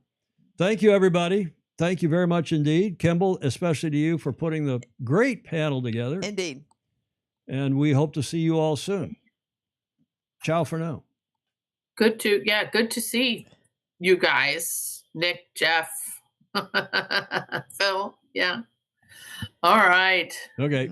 Thank you. I gotta go. Yeah. Ciao for now. An hour and a half. It's That's dinner not time. that's Dinner not- time on the East Coast. that's not too bad, Julia. An hour and a half. Well, Huh? yes. I said it'd be an hour, but then this is the Well, yeah. This is the Joe Rogan long format, long Yeah. form video Right. podcast, the Right. only one in the sport. We can go for however damn well long we want to go, right? That's right.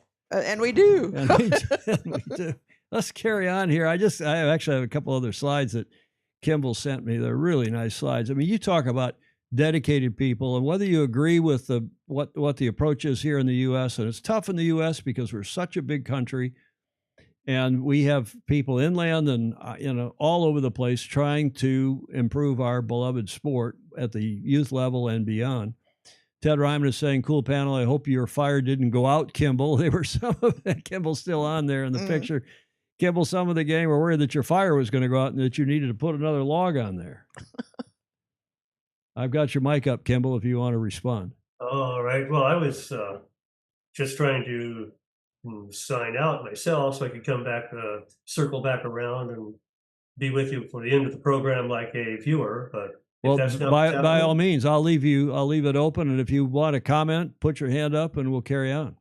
Okay. Thanks again, Kimball. Good show. Joe Kulo saying youth is important. Clark Chapin, first takeaway, travel team, not private team. Yeah, I think we all agree with Amy on that point. Great panel. Again, just curious, was Kimball with the AC-37 recon program? Stingray keeps asking you, Kimball, were you with the AC-37? Were you doing any of the recon that various people were around the world? No, I was not. Okay, there's your answer, Stingray. So 2 other pictures that Kimball did send me.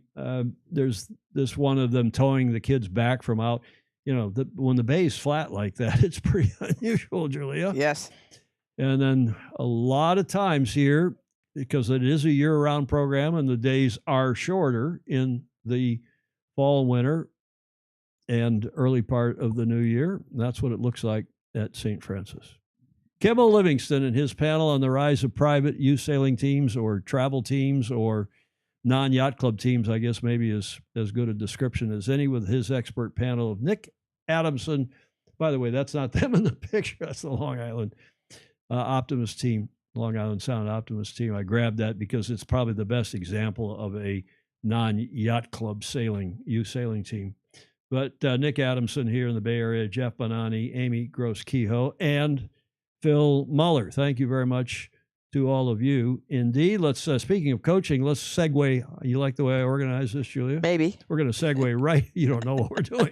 We're segueing right into John Emmett's segment in the coaching corner. John, as you know, is back in the UK. And our super Fozy John Emmett had this to say about supporting your clubs and the committees and the board of directors at your club. Hi Tom, Julia and all the Fozy. Today's John Emmett's Coaching Corner is about committees.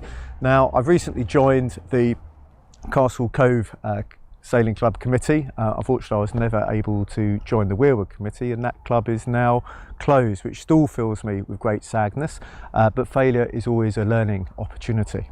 This is a really good time to share the content, and comments will be of a special interest today. Now, I can't believe how quickly the month with Al and Tracy has gone by, and you say time flies when you're having fun. That was definitely true. Well, it's interesting now to come back and see what's changed and what hasn't. Now, committees are the lifeblood of various organisations. I was probably on the ILCA UK committee for over 20 years. In fact, I sponsored the class for 25, just trying to coach the young up-and-coming sailors. And I think that grassroots part of the sport is something which will always be incredibly close to my heart. But committees is the opportunity to put your experience back into clubs and classes, which are the bedrock of our sailing. And I think the key message for me is to grow the pie, the cake, the omelette, whatever you would call that circular food stuff, to make sailing as accessible for everyone as possible. Now, the reason I didn't join the committee was purely because, as people who've watched Coaching Corner over the years will know, I'm probably only here half the time. I didn't want to put my name forward because I always want to under-promise and over-deliver. Having said that, with the modern age, even with a 6-7 hour sleeping cycle, when I'm in Australia and the sleeping cycles don't match up, people are always going to get a reply within about 12 hours. We live in a digital age, and it's possible to do a lot of work away from home. So there's two things really, and I'd be very interested to hear the comments. If you want to put in to the sport, what is stopping you joining the committees and showing your enthusiasm with the sport, and hopefully to steer that sport in the right direction? On the other hand, there's a lot of very well-meaning individuals who I believe join committees wanting to put in the time, and then they find out perhaps they don't have the available time. To those people, if you don't have the time to put it in to the committee, please move out the way and let somebody else who has that time put it in, because what we need is doers. Okay, everybody's got lots of opinion, but whenever I enter a meeting, I always want to know what I can do. So I look back and, 13 years ago, Lily's got a medal. I look back 15 years ago, be your own sailing coach. It's a book. I have something physically to show for the effort I've done. And in terms of modern digital content, I probably do 2-3 pieces every single week, and that's always available. So if people want to learn, a John Emmett style of tack or jibe, of course it's there on the internet for posterity, although I guess there's a lot of people who do it far better. But yeah, comments really welcome. What do you think? My view, committees are the lifeblood of the sport. It's clubs and classes are that bedrock, but you need to be involved if you can put the time in, and if you can't, open the door for somebody who can. Comments, as I said, very welcome, and remember, sail fast, sail safe, and perhaps most importantly, have lots and lots of fun on the water. Lots and lots of fun, Julie. We all agree with that. The Coaching Corner, John Emmett's Sailing Get to the Front of the Fleet. Wonder how long. We'll have to ask Clark Chapin. When we started doing these with John, we kind of hit and miss at first, and then he has been doing them without missing a beat. I can't remember a show where he was. No, I mean, probably at least 5 years. Yeah, exactly. Stingray wants to know if those dogs belong to a yacht club. I don't think so. Okay, that's John Emmett's Coaching Corner. What happened, Julia, this day in history on the 14th of March? Not tomorrow, not the Ides of March. 2013. Here's your first clue.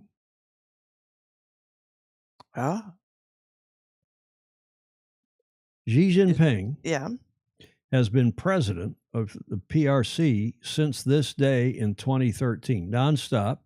He's been the president. So what is that?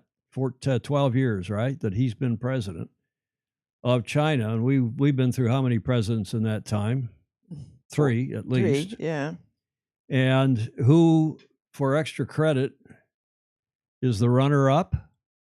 In fact, he's actually the longest, but he had an interruption. He's had his constitution change. You know who? This gentleman. A lot of people would not call him a gentleman. He's been the leader, quote unquote, since 1999. Wow. And remember, he had that stint as when Mr. Medvedev, who was his prime minister, became the president, and Putin became the prime minister, and still was running the place. Right. 1999, 26 years. Okay, so if you're down under, we had to recognize this day for you. That, of course, is the Ides of March. You're already on the 15th in Australia, New Zealand, and beyond. We just say to you, Julia, we say to all of them, beware. Beware. The Ides of March. The 15th. Mm-hmm. Et tu, Brute, which meant, come on, you went to Stanford. What's that mean? And you. And you, Brutus. That's right. Ted Ryman, I'm always amazed how much content John does. I would be hopeless in a committee. I would hate to let anyone down. And yeah, they can write a check too. That's a good point, J. Frederick Bland. The problem too is that some people, Julia, are what we might call climbers. They go on the board for all the wrong reason. Mm-hmm. I have a book that was sent by one of our FOSI. I won't say who. Yes. But I'll put it up here on camera one. The name of the book, of course, The Climbers. And these are people, and that's not what this book's about, by the way, but we both got a chuckle over the headline. Right. Because we both refer to people who go on to yacht club boards for the sole or other committees and so on, for the sole purpose of social climbing. Indeed. And recognition. And recognition. Croutons, by another word. We don't need social climbers on boards. We need people who are going to give money, going to give their time, as John's right. I mean, the problem is time, especially this day and age for a lot of people, right? Okay, what's our news brief? There's our horn, Clark Chapin.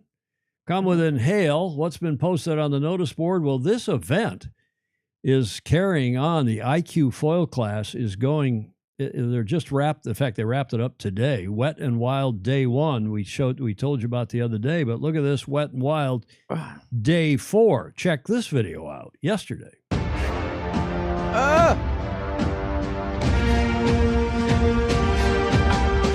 Welcome to Day 4 of racing at the 2025 IQ Foil International Games in Cadiz. With wind in excess of 30 knots, only the senior men were sent out to race today.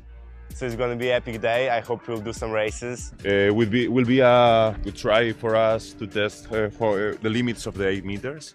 The boys in this hangar are psyched to go out. I think we're ready to go now.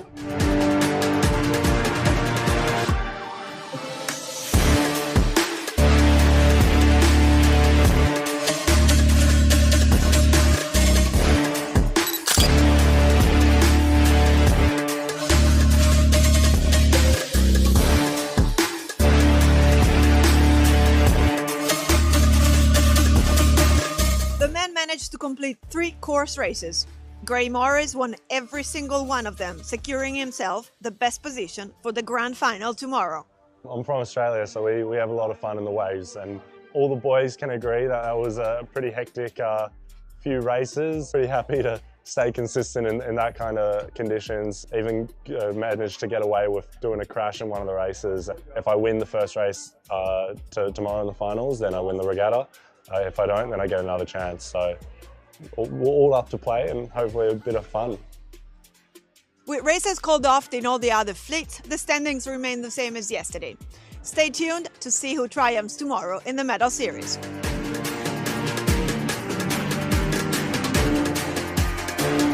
Okay, they had the medal racing today. The regatta wrapped up today, and I'm not going to go through all the winners and second and third places because they have something, I don't know how many divisions. Let's just look, though, at what happened at this regatta. This is a good class. It's a good Olympic class. 17 fast-paced and exciting races were conducted today, the 14th. This was for the medal races after that heavier day yesterday, where they only sent out the men, in Cadiz in south of Spain during the medal series of the 2025 IQ Foil International Games. From 240 competitors, only the top 8 athletes in each of the 6 fleets, so 48 sailors, advanced after 4 days of the opening series. Now, I have a question for you, Julia. Yep. Is it sexist? Is it wrong to only send out the men when the conditions get gnarly like that? Probably. Fruity, as Dolly DeVola told us the other day. Is that sexist? Should everybody go out, or was it a safety issue? Well, Or what's going on there? it probably was a safety issue, and yes, it probably is sexist. If you were there sailing, would have you wanted to go out? No, if you were 25 or I at know. the I was top just of saying, your game, depends on my skill level. just admit it. You would be chomping at the bit. You would say, if the men are going out, I'm going out. I know you too well. I gave up board sailing in 19. That's not the point. For the same reason. That's not my point. The point is, would you go out and race? Would you want to go out and race? If I was in those conditions, if you were at the top of your game and if a I woman, was confident and enough. you'd be mad. Well, assuming you're competent, you're on one of the final 8 teams there, and they're going to race in the medal races today, and this is yesterday. You'd be upset if they didn't send you out like the big boys, right? I would. Mm-hmm. Okay, that's what I wanted to get out of you. But well, okay, and you're leaning to the right, so I like that. We're gonna get somebody to send you a pad to prop you up your right bun over there in your chair. What we're gonna do? I have an idea, Joe. Never mind. No, this is good. I'm gonna put some kind of a little wedge under your right wheel, and it'll just tip you like you're in a sailboat. Tip you to your left a little bit. Right. Keep you centered up, like your politics are not. Ooh. Okay. The other thing in the news briefs, of course, is the JJ. We've been following this. The racing's been fabulous.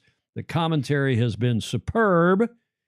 And thanks again to Dolly DeVola for giving us that preview the other day. Mm-hmm. So they got 2 races left. Today, it's actually tonight here, our time, but Saturday and Sunday in Sydney, with just 1 point separating the 2 leading contenders for the winnings 2025 JJ. Gilton, an 18-foot skiff championship. Today's, which was yesterday, Friday, their time. Race 7 of the 9-race series was going to be critical going into the weekend's final 2 races. And the weather gods played their part as the fleet had perfect 10 to 14 knots northeast. Wind to race on a sunny, relatively traffic-free Sydney Harbor. That's great. With the pressure on series leaders Yandu to regain the form. They won the first 4 races, and then they had a bit of a letdown, but they're back on top now, but just barely after throwouts. To regain the form which gave the team victory in the first 4 races, the crew of Tom Needham, skipper, Fang Warren on sheet, and Lewis Brake on bow responded brilliantly to score a 2-minute, 13-second win over their main rivals, who have turned out to be Finport Finance, Keegan York, Matt Stenta, and Angus Williams. There's Finport. Have had a great regatta, surprising a lot of people, with 2 more races this Saturday, Sunday, tonight our time, to be sailed over the coming weekend. Yandu has increased her lead by 1 point, only a 2-point lead. She has a net total of 14 points, followed by Finport on 16, and then Rag and Famish, who is our favorite, our Fosie's Harry Price. They're on 19 after throwout, so they're in a third, fairly solid third. ASCC on 34, C-Tech on 36, and Smeg, Nathan McNamara, on 37. So we've been enjoying the writing of Frank Quealy, who I don't know, but all the Aussies down there know and just say he is a terrific writer and a terrific person. He's been writing for Sail-World. He's been writing the press releases for the class and the 18-footer yacht club and league and so on. And they've been appearing, thankfully, on sail-world.com. And our friends from The Rag finally won a race. Because, Harry's got this bad shoulder, and he's not using that as an excuse, nor are his parents. You got to overcome injuries, but I'm sure it's been a real pain in the proverbial shoulder. Shoulder, exactly. So this guy, Frank Quealy, whom I haven't ever met, had the pleasure of meeting, but thanks to Christiane Price, Harry's mom, she, the other day, got her phone out and took some kind of 10, 15-second TikTok-style videos, and one of Mr. Quealy. Have a look. Introducing Frank Quealy, the fabulous, fabulous journalist who writes the most wonderful stories. Tell us about the day today, Frank. Beautiful Sydney Harbour, sunny day, nor'easter. I'm not too sure how high it'll be, but hoping the Rag has a good day. Showed a bit of form yesterday, and we keep our fingers crossed.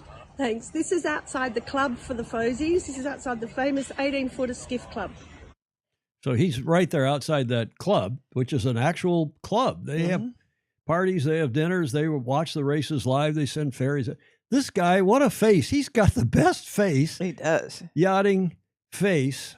I don't know if he'd launch 1,000 ships, but man, he is a cool rider and a cool dude. So what else is going on? Well, the standings, the RAG, our favorite, and in no particular reason except we know Harry so well. Yeah.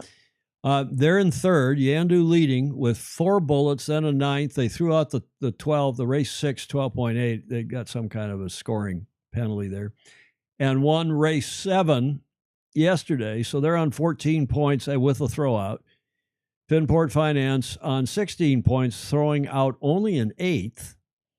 And then Rag and Famish Hotel team, consistently, as we told you the other day, give or take 5 points. And then they won a race. They're throwing out an 8th. So they're probably not going to win this with 2 races to go, but they look pretty solid to be on the podium in third place, probably, maybe, as they can hold off ASCC, which is one of the 2 Kiwi teams. So it's more than 2, but the 2 in the top 10. Smeg had a good go there for a while, Nathan McNamara, and on down the list, including Heinrich von Byron from Black Knight from Germany. So bravo Zulu to all those teams. Balmain has slipped a bit, Henry Larkings, but that's the scorecard. But we have some more videos, courtesy of Christian. Here's Tom Needham of Yandu, the winning. He's didn't sail Yandu last year when the sheet hand and the forward hand were on the boat and won. So they're veterans, but Tom's new on the helm and doing very well indeed. Here's a quick intro to Tom Needham, I think. Tom Needham, meet Tom Eamon. Yandu skipper, go. Yeah, we're here today, Double Bay, looks like a good 14-knot nor'easter. I started with the guys, Max and Harry from the RAG, and did the TAC over in Barcelona a year ago, which was an awesome experience. Good to chat to you. Translating from the Aussie, he sailed with Harry in the Youth AC. The guy's a hell of a good sailor, obviously. And it looks like if he can hold off that second place team, he may well end up winning the JJ here on their Sunday. Tom Ogletree. What time is that here? We'll cover it here in just a sec because the racing's at 2:30, I think, this weekend. I've got the timings for you. Okay. Tom Ogletree cut a mark of the course and got whacked. Or sorry, Tom Ogletree's telling us that Yandu cut a mark of the course and got penalized. Okay.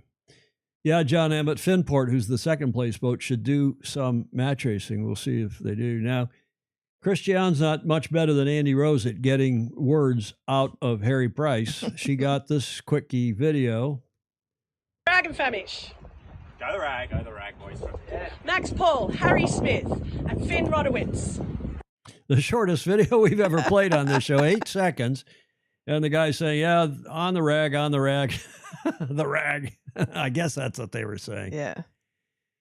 We'll see how they do. And sorry, that doesn't look like they're going to win, but it looks like they have 2 good days of racing ahead, regardless, for this spectacularly cool class that I've been eating my heart out since I was, I don't know. Oh, I've loved watching them forever. 15, 18, watching these boats and thinking, would that be cool to get down there and race? Just sail on one with the gang. Ian Murray and I talking, come on down, Tom. We'll put you on a boat. This is, 10 years ago. I said, no, Ian, I'm too old for that.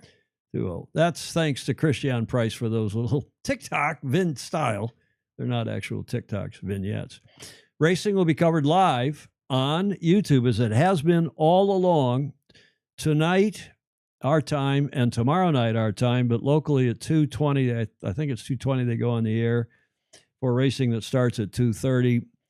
Peter Shippo as he's known, and our own Andrew Dolly DeVola. So bravo Zulu to them. They're the guy who's driving the boat, called Jimmy, I think is his name. They have just done, and it's not me, you've seen the comments. Everybody that watches this says, man, what great coverage on Sydney Harbor, way better than Sail GP's. Because whoever's doing the Sail Media Group, that whoever's cutting the shots, cutting the show, meaning switching the cameras, and telling the cameras where to go, and the camera operators and the boat operators and the people flying the drones, superb. Telling the story visually, as well as these guys with their... it pays to know how to sail. Well, exactly. Exactly. And their commentary, it brings you right in. I mean, you feel like you're part of it. And speaking of Andrew Dolly Davola, who's they call him Doll on the boat. I love that. Yandu actually cut through moorings. So they didn't cut a mark of the course. They cut through moorings, which isn't permitted. Hence, they got a 20% penalty, which is not hard to do in Sydney Harbor, to cut through moorings when you don't really know exactly where the mooring line is, the line of buoys and boats. And if there's no boats on the buoys, you might not know that you've gotten inside the mooring field. Clayt Embley says, yes, this coverage is better than Sail GP and the America's Cup. Yes. Couldn't agree. Race 9 on their Saturday tonight, our Friday, and race 10 is on. Oops, back that up. Sorry, race 8 and race 9 is the final race on Sunday. It's at 14:40 local time, which is 20:40 our time the night before, 23:40 Eastern Daylight Time, and 03:40 in the middle of your night in Europe, UTC, over the next 2 days, tonight and tomorrow night our time. Now, Julia, we were schooled by Dolly Davola on how to pronounce the name of this bird. Kookaburra. No. Kookaburra. No. No, it's not kook. Cook. A barra. Like a chef. And a barra. Yeah, kookaburra. Kookaburra. Now, I had to double check just to be sure we weren't being, fed a line. But there's Gordon Smith. Gordon Smith is some smart guy. I wonder if he went to Stanford too, Julia. He's as smart as you are. He's smarter than I am. I don't know about that, but did you see the Latin phrase he used up above with respect to et tu, Brute, and Caesar and so on? I mean, the guy's a Renaissance man. So there's the bird. Chris Fury, another Fozy down in Australia, sent that. And if you've forgotten who Chris is, that's Chris there, second from the left in this famous Fozy photo of John Collings, Chris, Alistair, Lily, John, and Sean Hogan from some weeks ago with that kookaburra. And then, of course, that picture was taken by Vice Commodore Catherine. She's Vice Commodore of the San Diego Yacht Club. Yeah. And she is Chris's wife. And we have also double checked on how to pronounce that bird. There's Dolly. Yes. Because I went online and got one of these pronunciation websites. So listen carefully. Kookaburra. Kookaburra. Cook. Listen again. Kookaburra. Kookaburra. And it's like bar. Barbara. Kookaburra. Kookaburra. Kookaburra. Are we doing that right, gang? Kookaburra. Dolly's on here. I'm never going to get that right. But we're trying, I get criticized for saying Barcelona. So we're going to get Kookaburra. We're going to get that right, Julia. All right. Right? Thanks, Dolly. We appreciate all that. I loved having kookaburras around the house. And that when you're living in Australia. Yeah. Kookaburra sitting in the old gum tree. Yeah. Mary, Mary, Mary, something in a bird is he. Laugh, kookaburra, laugh, kookaburra. Laugh. How gay your life must be. Oh. Where did I drag that up? I don't know. I But haven't it was quite sung good. that in 50 or 60 years. My mother used to sing that. Well, that's my good. Goodness. Cook a what? Bird Illustrated is back. So is America's Cup 38, a cup date for 38. Oh, my goodness. That'll get a reaction. We told you on Tuesday about the Commodore of the Royal New Zealand Yacht Squadron resigning after only 7 months of a 2-year term. And there's some turmoil down there. And that in turn is causing, I can tell you from a reliable couple of sources, in fact, now 4 sources, that it's causing some turmoil in Cup world.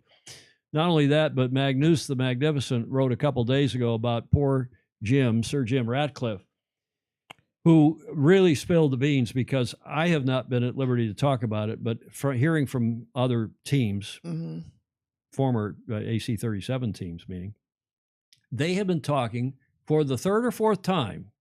They've been talking about establishing an organizing committee that would run some kind of an overarching overall organizing committee that would run AC-38. And the challenge have been negotiating. They've got lawyers involved, and this has been going on. And I have not been at liberty to talk about it because I was told not to. Not to talk about it and just let it go. But I can tell you now that Magnus has written about it because Sir James gave an interview. Thank you, Julia. I think with the BBC the other day, talking about he said, I am going to be at the America's Cup. We got problems in the company, and particularly with his Man U soccer team, his football team. And their Grenadier, which is the car, the Ineos Grenadier, they just recalled the 5,000 cars they made have all been recalled because the doors fly open. Oh, gosh. They got problems. Awful. But he'll sort it out. He's a smart boy and he's got a lot of resources. The point is, though, that he kind of spilled the beans about this getting an overarching organizing authority to run the America's Cup. And of course, Grant Dalton is never going to agree to that. And I've been telling people in the America's Cup who would listen that this is not a new topic. We've talked about it at least 3 times, seriously. It's not really a bad idea. It's a terrible idea because it's not possible, because the deed of gift does not allow it, will not permit it. That's true. The deed of gift says a defender and a challenger, and that 170-year-old document and change isn't going to permit it.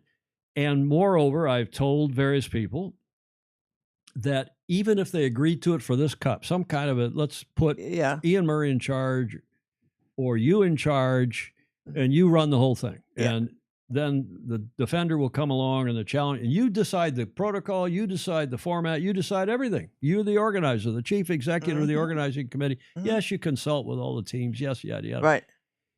And they say, oh, that'll be great and that'll carry on in perpetuity. No, because under New York law, and it's been, we've been to court big time twice. And you have. And I was in that movie twice. You cannot tie the hands, you cannot bind the hands of a successor. For the next year. Exactly. Yeah. Of a future trustee. Yes. So even if everybody agreed to something like this time, we've had joint television before, we've had some joint fundraising. Ernesto did a great job for 2007 in raising money and then having some joint commercial stuff and distributing money to all the teams based on how they finished in the Challenger Selection Series and then the match.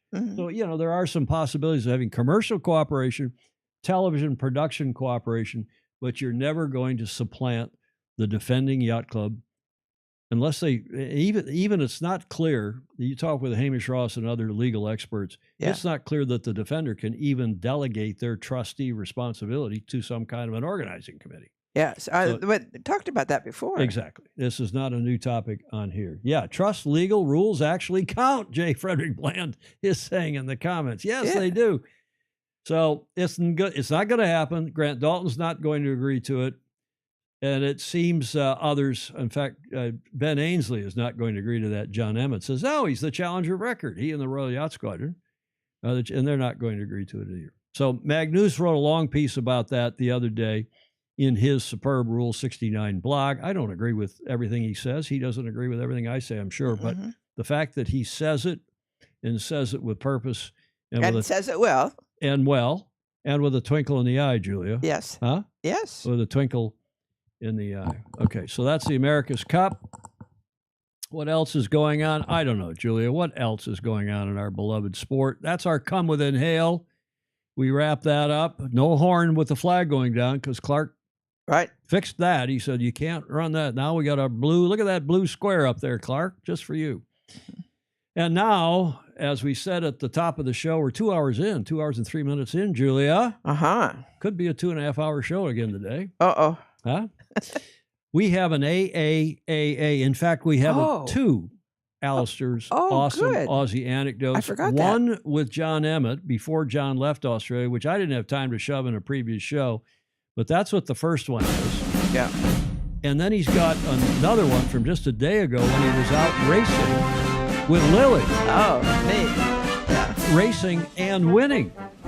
Oh. Let's get the first one in with John. G'day, Tom, Julia, and all the Fosey. This is Alistair with AAAA, Alistair's awesome Aussie anecdote, bringing it to you from Port Phillip. I'm out here with my mate John. Live on the water. Live on the water. Enjoying your time in Australia still? I think this is the first time I've been on a big boat, and first time I've been down here for 5 years. Yes, and what do we do this morning? How many Ks do we ride? Because there's a guy on the boat that doesn't believe it. How many Ks did we ride our bikes this morning? I'll be in trouble if I get it wrong. 70? 70 Ks, yeah. But we're out here for doing a charity sale on a beautiful 50-footer called Dream. This is for a charity called Blue Dragon, which takes care of street kids in Vietnam. It's a wonderful charity. And I've got these wonderfully generous friends with us that put their money in put their hands in their pockets and donated to the cause.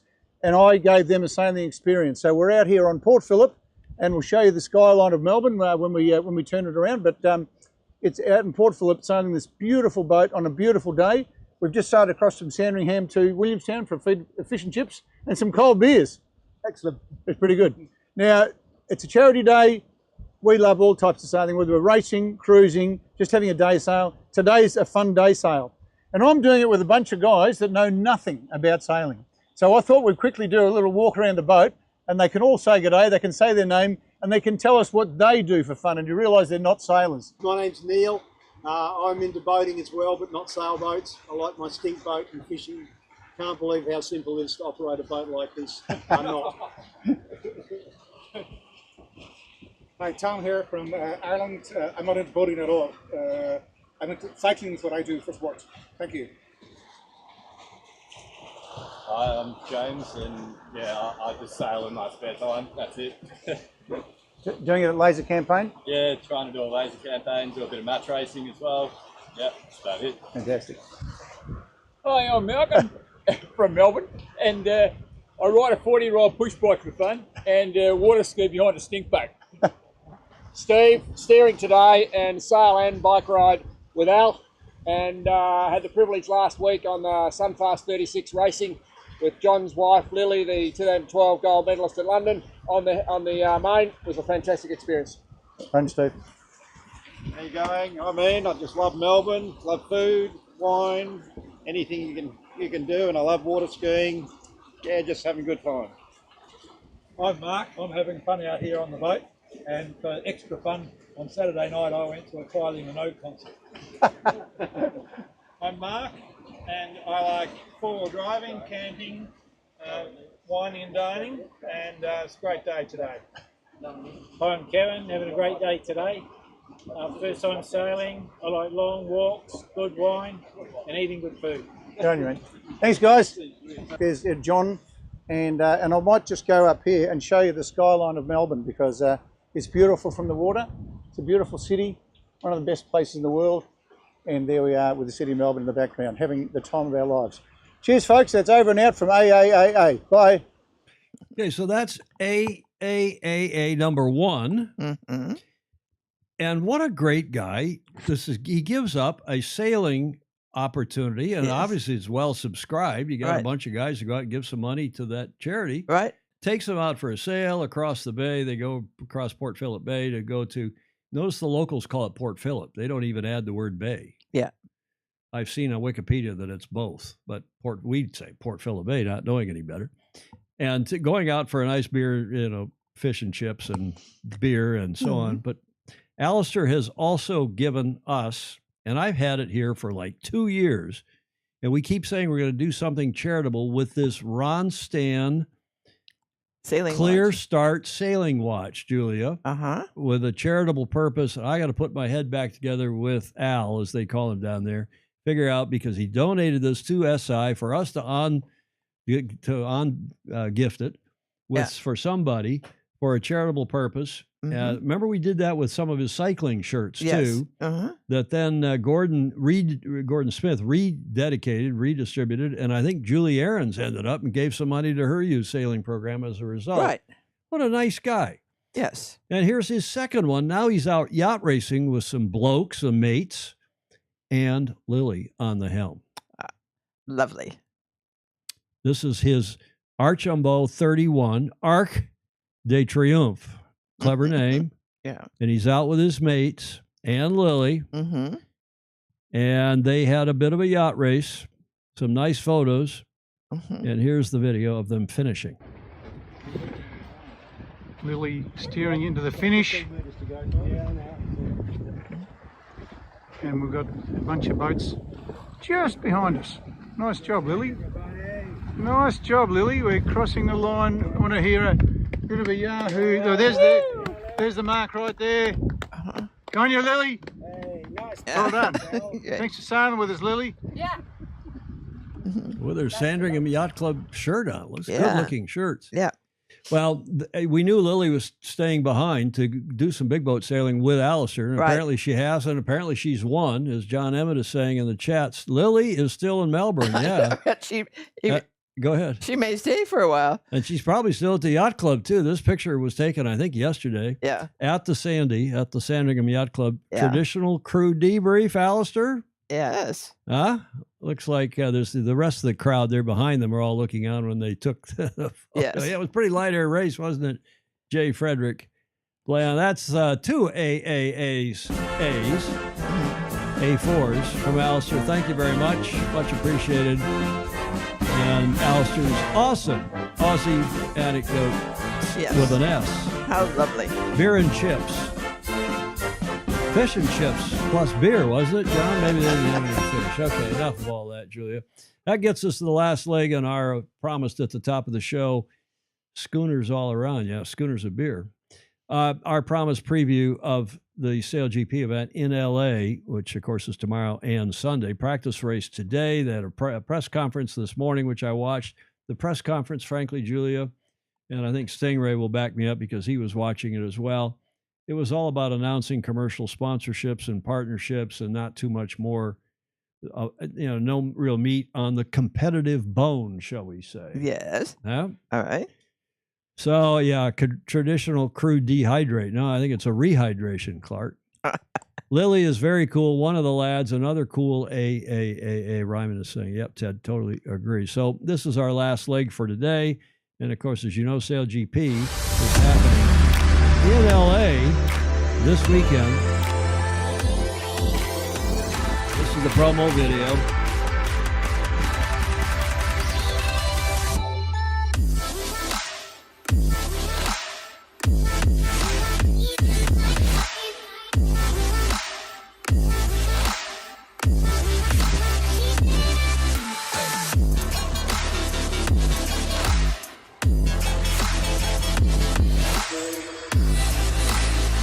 Becoming pretty hip, Julia. Lots of quick cutting and music with heavy, deep bass and DJ stands and so on. So that's the new Sail GP. It ain't your grandpa or grandma's. It's not even ours from 4 years ago, Sail GP, I don't think, including and especially because they have named, as we told you, I guess it was Tuesday, DJ Khaled from the States. He's a Palestinian parents who emigrated here, born in Nolans, but I guess lately from Miami and now LA. Sail GP's new chief hype officer. Yeah, unscripted. I didn't know what that meant either, Gordon Smith. It's going to be light. Going to be light this weekend, so anything could happen. But here is a TikTok of this guy introducing himself as the Sail GP hype officer. Bless up, it's DJ Khaled, and I'm excited to be joining the Sail GP as their chief hype officer. That's right.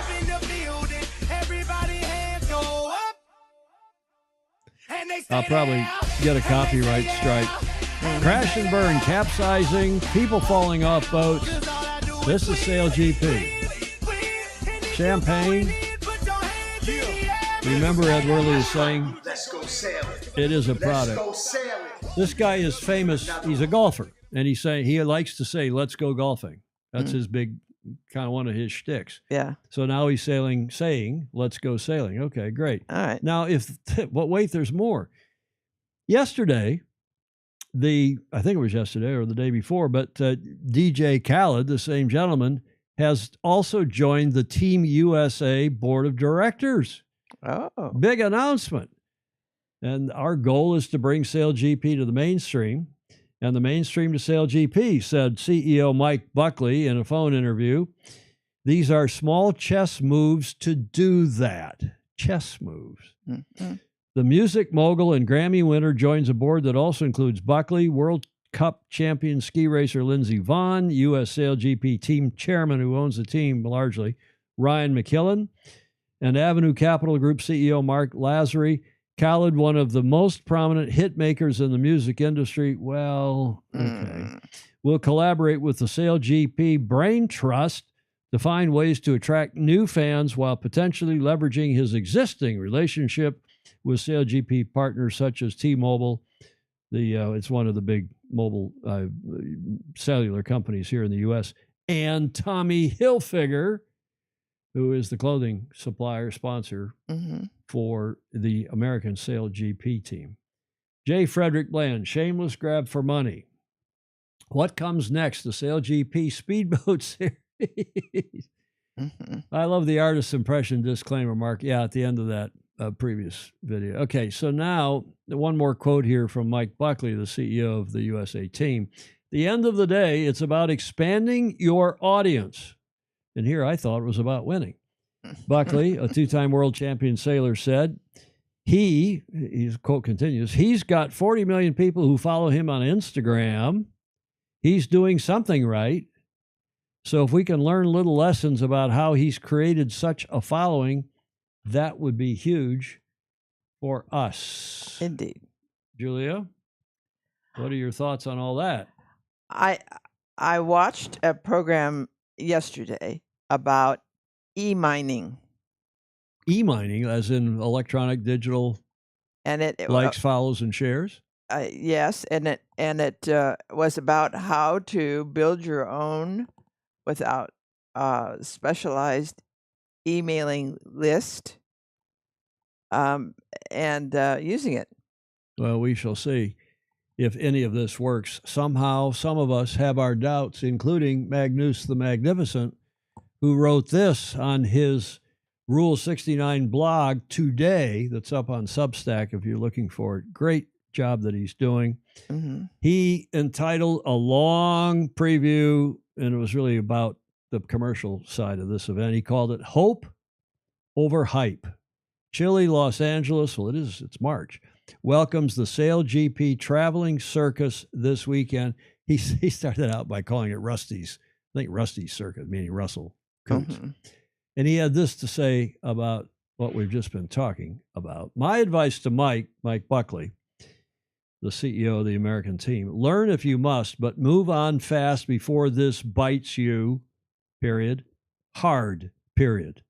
To SailGP, who hate criticism of any form, smell the coffee here, read the room, move on, faster.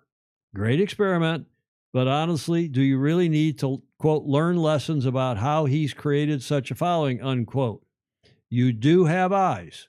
Most of you have a brain. You do have access to Instagram. It doesn't take a genius to work this out. Global popular culture is not a secret. Call me if you really don't get it. I'll tell you in one sentence how this works, and it won't cost you a dime. I don't think you, SailGP, and Mike Buckley want to go there. So says Magnus the Magnificent on his blog today. So I'm asking all of you a correct or crotonic about SailGP having nothing to do with that, because I know we asked you all the other day how you felt, and you didn't think it was such a great idea. But now there's more news that apparently is old news. Stingray knew about it. I had to call him this morning and say, hey, have you heard about this? And he said, oh, yeah, I think I've heard about it. I think I've even seen a video. And he helped me track down a couple links. And what they're doing, and Russell last night confirmed this at a talk he gave, and I've heard from Fozy who were there at, you know, that club? You recognize that club? Yes. Long Beach Yacht Club. Yeah. Russell was there last night in Long Beach talking to the Long Beach Yacht Club about SailGP and the Olympics. No, just SailGP. Okay. And he told them, and it's confirmed by a New York Times report. This is from Scuttlebutt from some weeks ago. Also now noted how all boats this season will be equipped with a drop-down electric motor. The F-50s will be equipped with a drop-down electric motor that can be deployed in light air situations to enable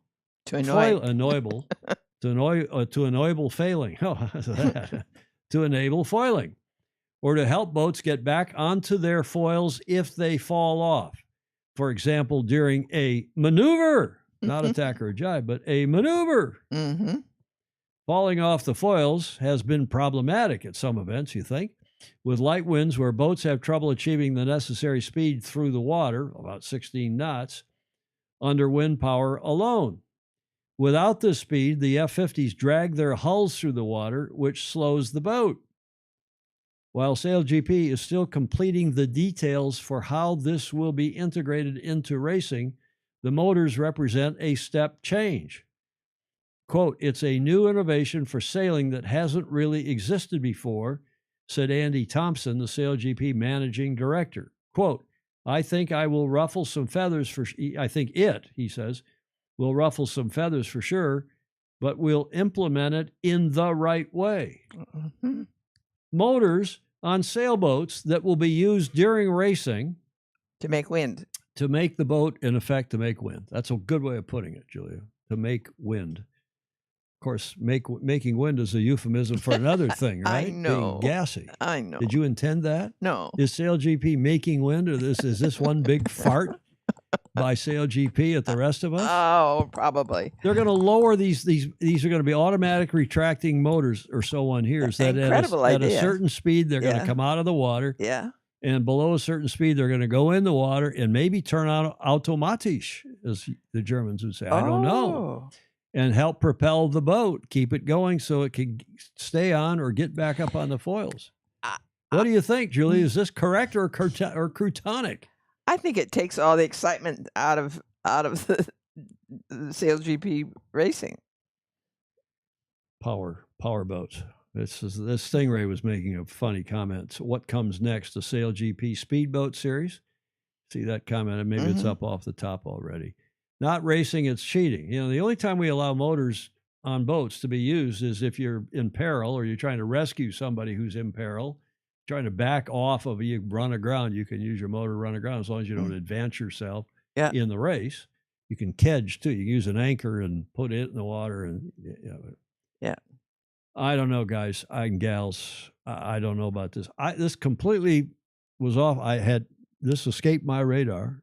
The first time I heard about it was when a Fozy called me last night, texted me from Long Beach Yacht Club and said, can you believe this? They're going to put motors in the boats. Have they really decided that? Apparently, because it's been covered in a video that Stingray found me. I'm not going to bore you with the video. Yeah. Stingray found me the video, and it's a long one, or I'd run it. And it's been covered in the New York Times, and Scuttlebutt picked that article up, and hence what we've got here for you. Is that correct, Commodores, ladies and gentlemen, in the chat? Is that correct or croutonic? I'm a fuddy-duddy buddy, Julie Aaron says. Hate this, so sorry. Ted Ryman says spot on, Magnus, about the other stuff. Nothing brings fans more than winning, Dolly Davola. Absolutely, Doll. May I call you Doll? Are we friends enough to call you that? He is so popular down there, Julia. Yes. Ooh, I like Fuddy Buddy as an alternative to Fuddy Duddy, Clark Chapin is saying. John Emmett, time will tell. Gordon Smith, French footballer putting money into the fray. Yeah, that was announced too today. We saw that. You stick his name into the chat if you would, Gordon, or somebody else, the famous French footballer. Is he Algerian? Is he French? Did someone say speedboats? The Olympic news will come out in April. Yeah.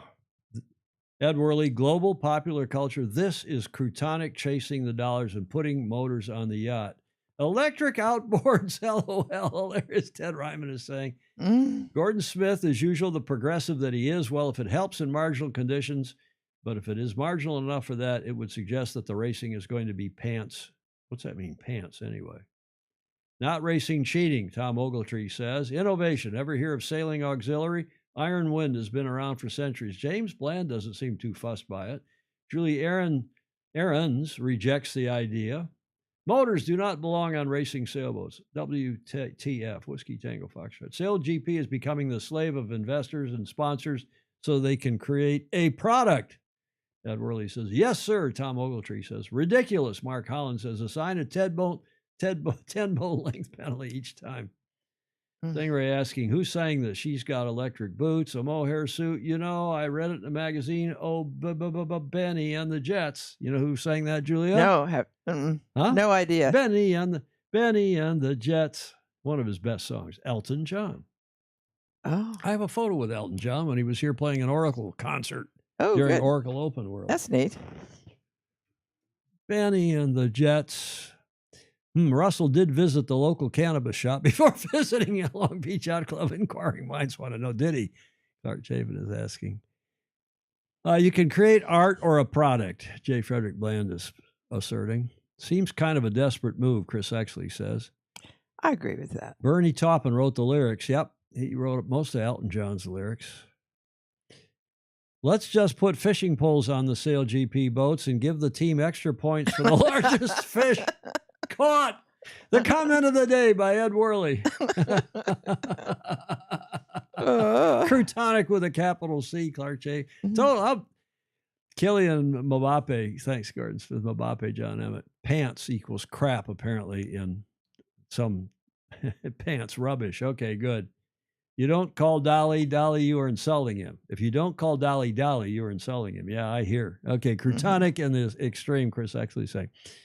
Okay, all that aside, we do have a 7-minute video. We're an hour and 25 minutes into the show, but this video gives you a real preview of what is going to happen this weekend. I think it's actually a pretty good Sail GP video. Have a listen, and if you're still with us at the end of the video, we'll do Whiskey Tango Foxtrot. Hello and welcome as we get you ready for Sail GP event number 4. This is season 5, and these are 3 big questions. Alongside Olympian Stevie Morrison and former athlete for Emirates GBR Hannah Diamond, I am Todd Harris. Stevie, I'll start with you. The big question, I guess, as we get ready for this American doubleheader, both in Los Angeles and San Francisco, will Team USA be ready? Well, yeah, I mean, the wing's been back with Sail GP Technologies. It's been repaired. It's been shipped out to Los Angeles. It's been a real round-the-clock job. They've got to put it in the boat, they've got to commission it, so that's still to be done, but everything's looking good so far. And as someone who's raced on these boats, what do you feel when you get a part like this? It's so pivotal and important to the crew. Are you trusting it? I think they're really going to want to be getting some time out on the water, testing it before they have to go racing. And the schedule's so tight with Sail GP, they're going to be going from the mooring to the race course. So really kind of worrying times for the American Sail GP team. Stevie, how much pressure do you think the Americans are under? 2 events now back-to-back in the US.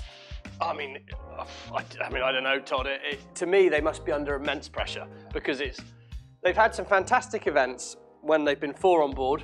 They've had some really, let's be honest, bad events. Yeah. And Sydney was a shocker, wasn't it? I mean, that's a disaster to not even make the first start. So, got to be under a lot of pressure. I was actually at a sailing event and Taylor was there, so I saw Taylor out there, and he's still feeling pretty good. But he maybe looked an inch shorter than he did before. Hannah, what, if anything, are you hearing in the whole scuttlebutt of community talk about the U.S. team and what they're going under? Well, I think they obviously had a great start to the season, but they've got to find some consistency somewhere and up the win range a little bit. So, one of these events coming up, they've got to put a performance down which shows that they can do it in slightly windier conditions, and the season's going on quite quickly. And one team that you know very well and they're not having many problems is Emirates GBR. What do you attribute this success to? Because they seem like they are a well-oiled machine right now. Well, Dylan was driving in season 1 and obviously had a bit of a break for a couple of seasons, and now he's back. But the team as a whole, there's so much experience there, and they've done so many hours on the water on the F50 now together. So I think they're really solid as a team, and I think we're going to see that throughout the season. Stevie, consistency has been Emirates GBR's calling card because their first 3 events, they're in the mix all the time. Why? I just think that, consistency is how you say it. I mean, they've got that continuity of team. Yeah. So, I think Ian Jensen, Hannah Mills, Luke Parkinson, Nick Hutton, Neil Hunter at the front. They've got that continuity in the team. As you said, well-oiled machine. Yeah. That's what they are. And then their starting's been solid. It's not been spectacular. Best starting's been with Australia. They've been getting to Mark 1 with the best averages, but they've been good at Mark 1. As a rule, and then they're fast enough around the racetrack. And Dylan's kind of got a bit of come in, got a bit of puffed up chest. He's looking pretty confident. He's enjoying it. I think that's probably quite a big part of it. And it's been a pretty seamless transition. Hannah, they get good coaching from onshore. What's their coach like, and how is he helping the team? Well, again, Rob Wilson's been with the team for so long now. He really knows all of those sailors so well. And he's also been with SailGP for a number of seasons now. So analysing the data that they have access to just really kind of is secondhand to him. So really refining all those processes so they can put performance down on race day. Well, and also they've got Ben Ainsley in the coaching booth as true. well now. So That's that's true. not a bad wingman in the background there, is it? A few Olympic medals there as well. Stevie, as we flash back to last time we were in Los Angeles, Spain picked up their very first event win. Has that been the catalyst for them to where they are now as I'd say one of the top 3 or 4 teams in the whole league? Yeah, I mean, they're right up there now, aren't they? I mean, defending champions, and it was their first ever final, first ever win last year, and that was perhaps where we started to see that they could execute under pressure, they could deal with the situation. Yeah, so it was a stepping stone for them. They've leapt off that stepping stone and they've gone on to great things, haven't they? But whether that'll be the case for another team, I don't know. I think you talk about consistency. There's 12 boats now. Standards going up. We saw the Swiss, got a really good race win in Sydney at the last event. All the teams are capable of winning races. Maybe not all the teams in all the conditions, but there's every team now has a sweet spot, and the top teams just have got more sweet spots. So consistency is the key now in these 12 boats. How do you manage to keep yourself in that top 6? And if you are 9th, how do you finish 7th or 6th and you don't go 9th, 10th or something like that? And that's in the detail. Good maneuvers, because there's not much space on the race course. And as you look at the weather that we've got in Los Angeles, it's a little bit capricious. It can be up, it can be down. There's land masses. Who skill set do you like to do well in Los Angeles this week? Oh, I think that's a really tricky question. We know it's going to be a really small Time to get area. off the fence, Hannah. Come on.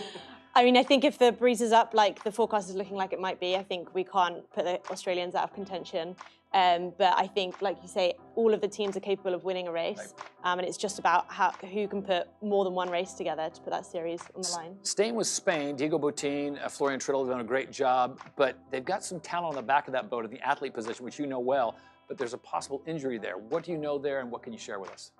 Well, I don't know the latest kind of injury update, but I know that Nicole is a really, really key part to that team. They really trust her in the decision-making that she helps input, and it was really hard to see her kind of hobbling along the back of the boat at the previous event with that knee brace on. So, hopefully she's either better in a place where she can race, because it's not easy to cross an F50, let alone with an injury you're carrying. Stevie, can they do back-to-back wins in Los Angeles and own the City of Angels?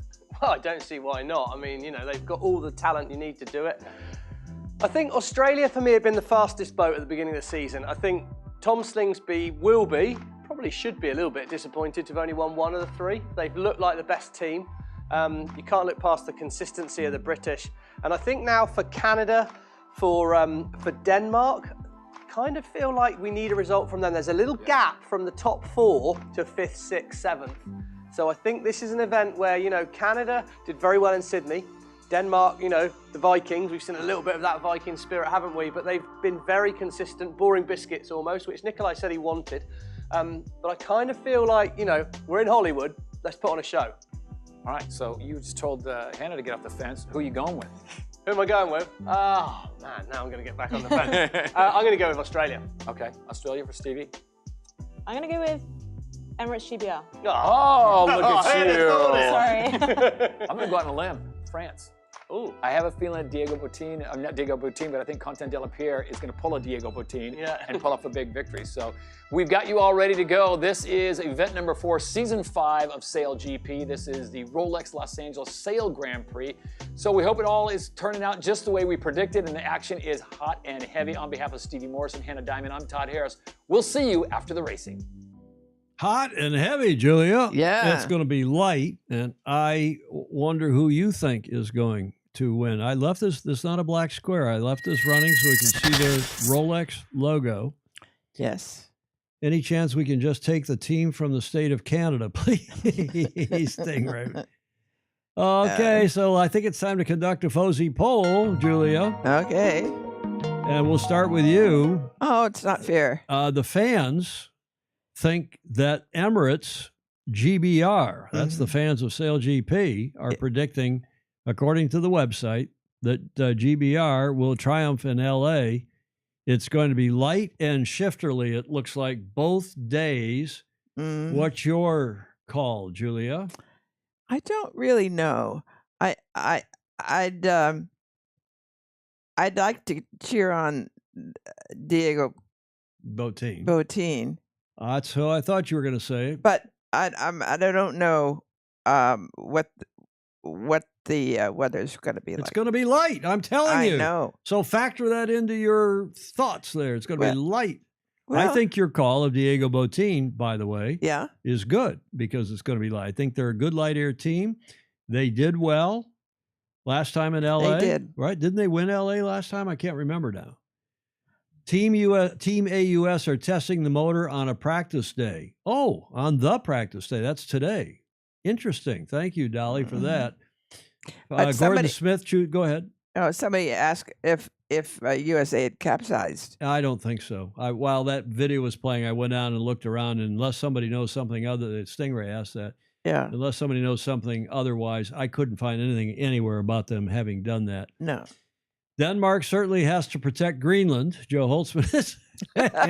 And you guys accuse me of doing politics. Julie likes Tom Slingsby in Australia. Chris actually likes GBR. And Stingray is adding that with the current bout of LA earthquakes, make Todd Harris even more. Will it make Todd Harris even more excited? You know, they had in Meg, daughter Meg called me the other day, and they felt at their apartment. Yeah, there's a 4. It's the San Andreas Fault. Yeah, is become quite active down there in SoCal. Well, maybe they're going to have the big one before we do. Yes. Who knows? Claire Harrington cheering for USA, the good lady that she is, and you're going with Diego Botín? I think I will, just because I don't know anybody else that is, and I like what he's done before. I think in the light, I'll go. Tell you what, I'll go with Canada. Oh, Canada! Well, with that's Phil, good, and co. Let's see how they do in the light. Since you picked Diego Botín, I don't want to pick the same. Dislike. Oh, Claire Harrington is not going with the USA, so she's not quite as what's the word? AUS, not USA. She likes. She has a soft spot in her heart for the young, or for the American Magic skipper Tom Slingsby. Well, she's allowed to have that. Well, she's like you. She likes those Aussie, Kiwi, British boys. Huh? Why do you laugh? Because, and here I am with Diego Botín. Well, you got yellow on. I'm surprised you didn't also wear some orange today for Spain. España. Viva España. Yeah. So those events are tomorrow, Saturday, local time, and Sunday, and they will air on YouTube and various other places, but YouTube at 1400 Pacific local time, which is 2100 UTC on YouTube tomorrow and Sunday. And we are not doing a watch party. I've been asked by several people, why aren't we doing a watch party? And I don't know. Maybe we'll do a watch party up here instead of going over to St. Francis and watching, and we'll tune in, sit here in the studio, and you want to go to the yacht club and watch it like we did last year. Well, maybe do it one and one. Do one day. Oh, there's an idea. Do a watch party here and go over there Sunday for the finals? Yep. Okay. Well, we see a lot of people. Yep. Stingray says all banjo players I have seen have all banjo players he has seen have some form of dementia. That is true. Certainly this one does. Yeah. Okay, that's show 816, except for Whiskey Tango Foxtrot here in the D block. Julia, get your... Yeah, Gordon, we will do a watch party sooner or later. We will do a watch party. In fact, the U.S. ones are probably better to do watch parties because the timing is about right. Yeah. They're still awake sort of in Europe, and it's early morning the next morning down under. Same as our show here at 1300. Right. Whiskey Tango Foxtrot. This first one is very serious and very erudite. Old phrases we still use today and where they came from.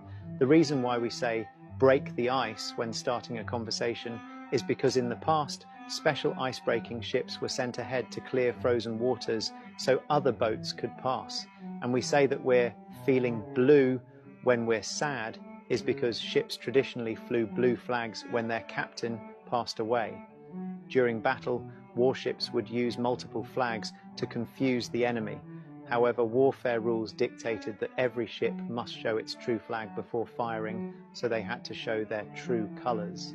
And the tallest mast on a ship used to be called a skyscraper, which is why we now call the tallest buildings in the city a skyscraper.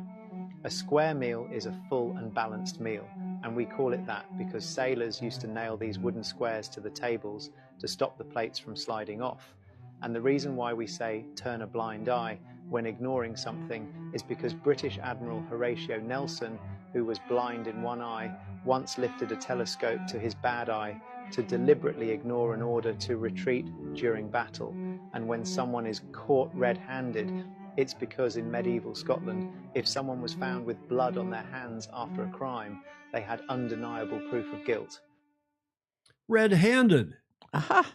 This is one of the coolest videos we've ever. I should have run it someplace other than Whiskey Tango Foxtrot, but that was sent in by another egghead. He went to our, as we said earlier in the show, Naval Academy. J. Frederick Bland. I didn't know, but maybe one or two of those. Yeah, me too. Did you? Yeah. You went to Stanford. I'd heard other beginnings.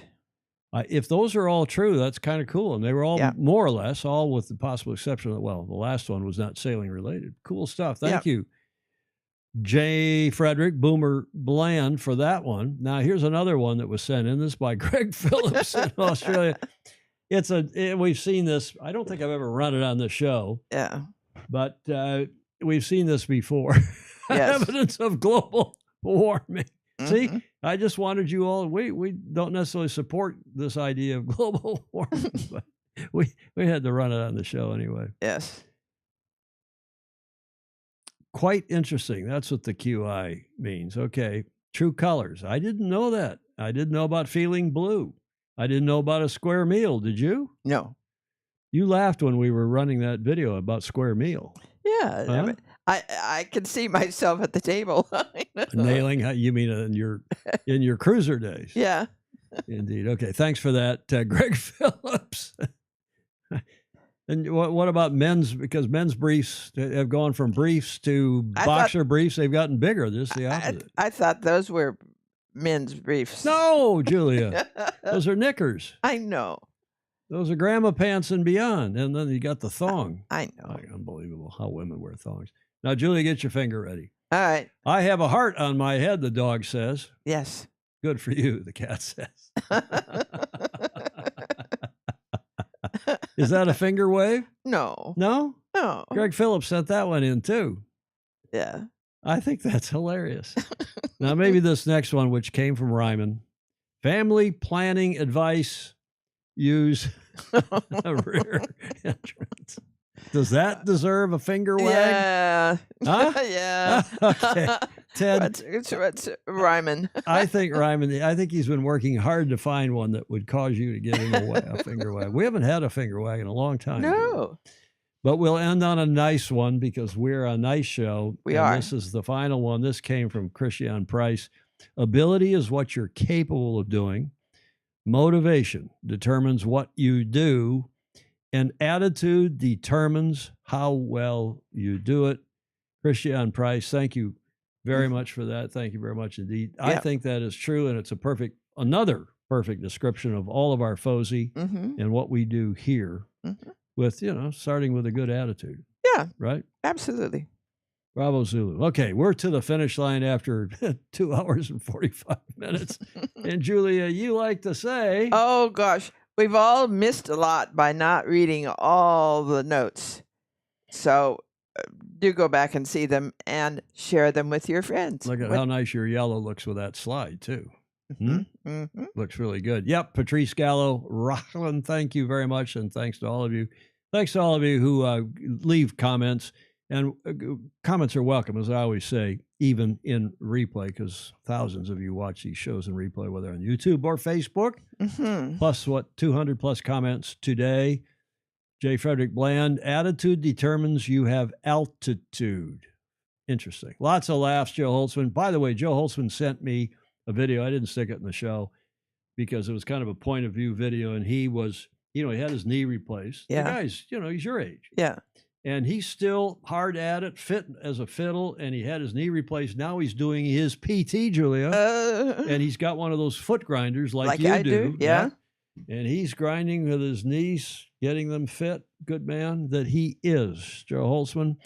As are all of you who support us, the FOSI. We love each and every one of you. Thank you for your support, especially those who give us a few bucks via patreon.com/join/Sailing Illustrated. Thank you very much indeed for your support, and also those who let us use images, audio, and video for today's show. There is the extensive list. Julia, final thoughts?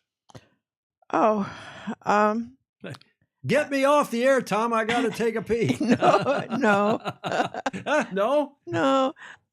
You're a camel. You could go on for hours. I'm the one who's got to take a pee. No. Thanks, everybody. We appreciate your comments. And Dolly likes your yellow. Oh, thank you. I love the yellow too. We love everybody on here. Julia, I love you. Thank you very much for your support and being a good landlady. We hope to see all of you on Tuesday. Have a great weekend watching Sail GP or whatever the hell you're going to do. In the meantime, go afloat, sail fast, sail safe, and have fun. Right? Yep. Put your finger up again, Julia. Have fun. Yes, that was nice. Okay. Ciao for now. See you Tuesday.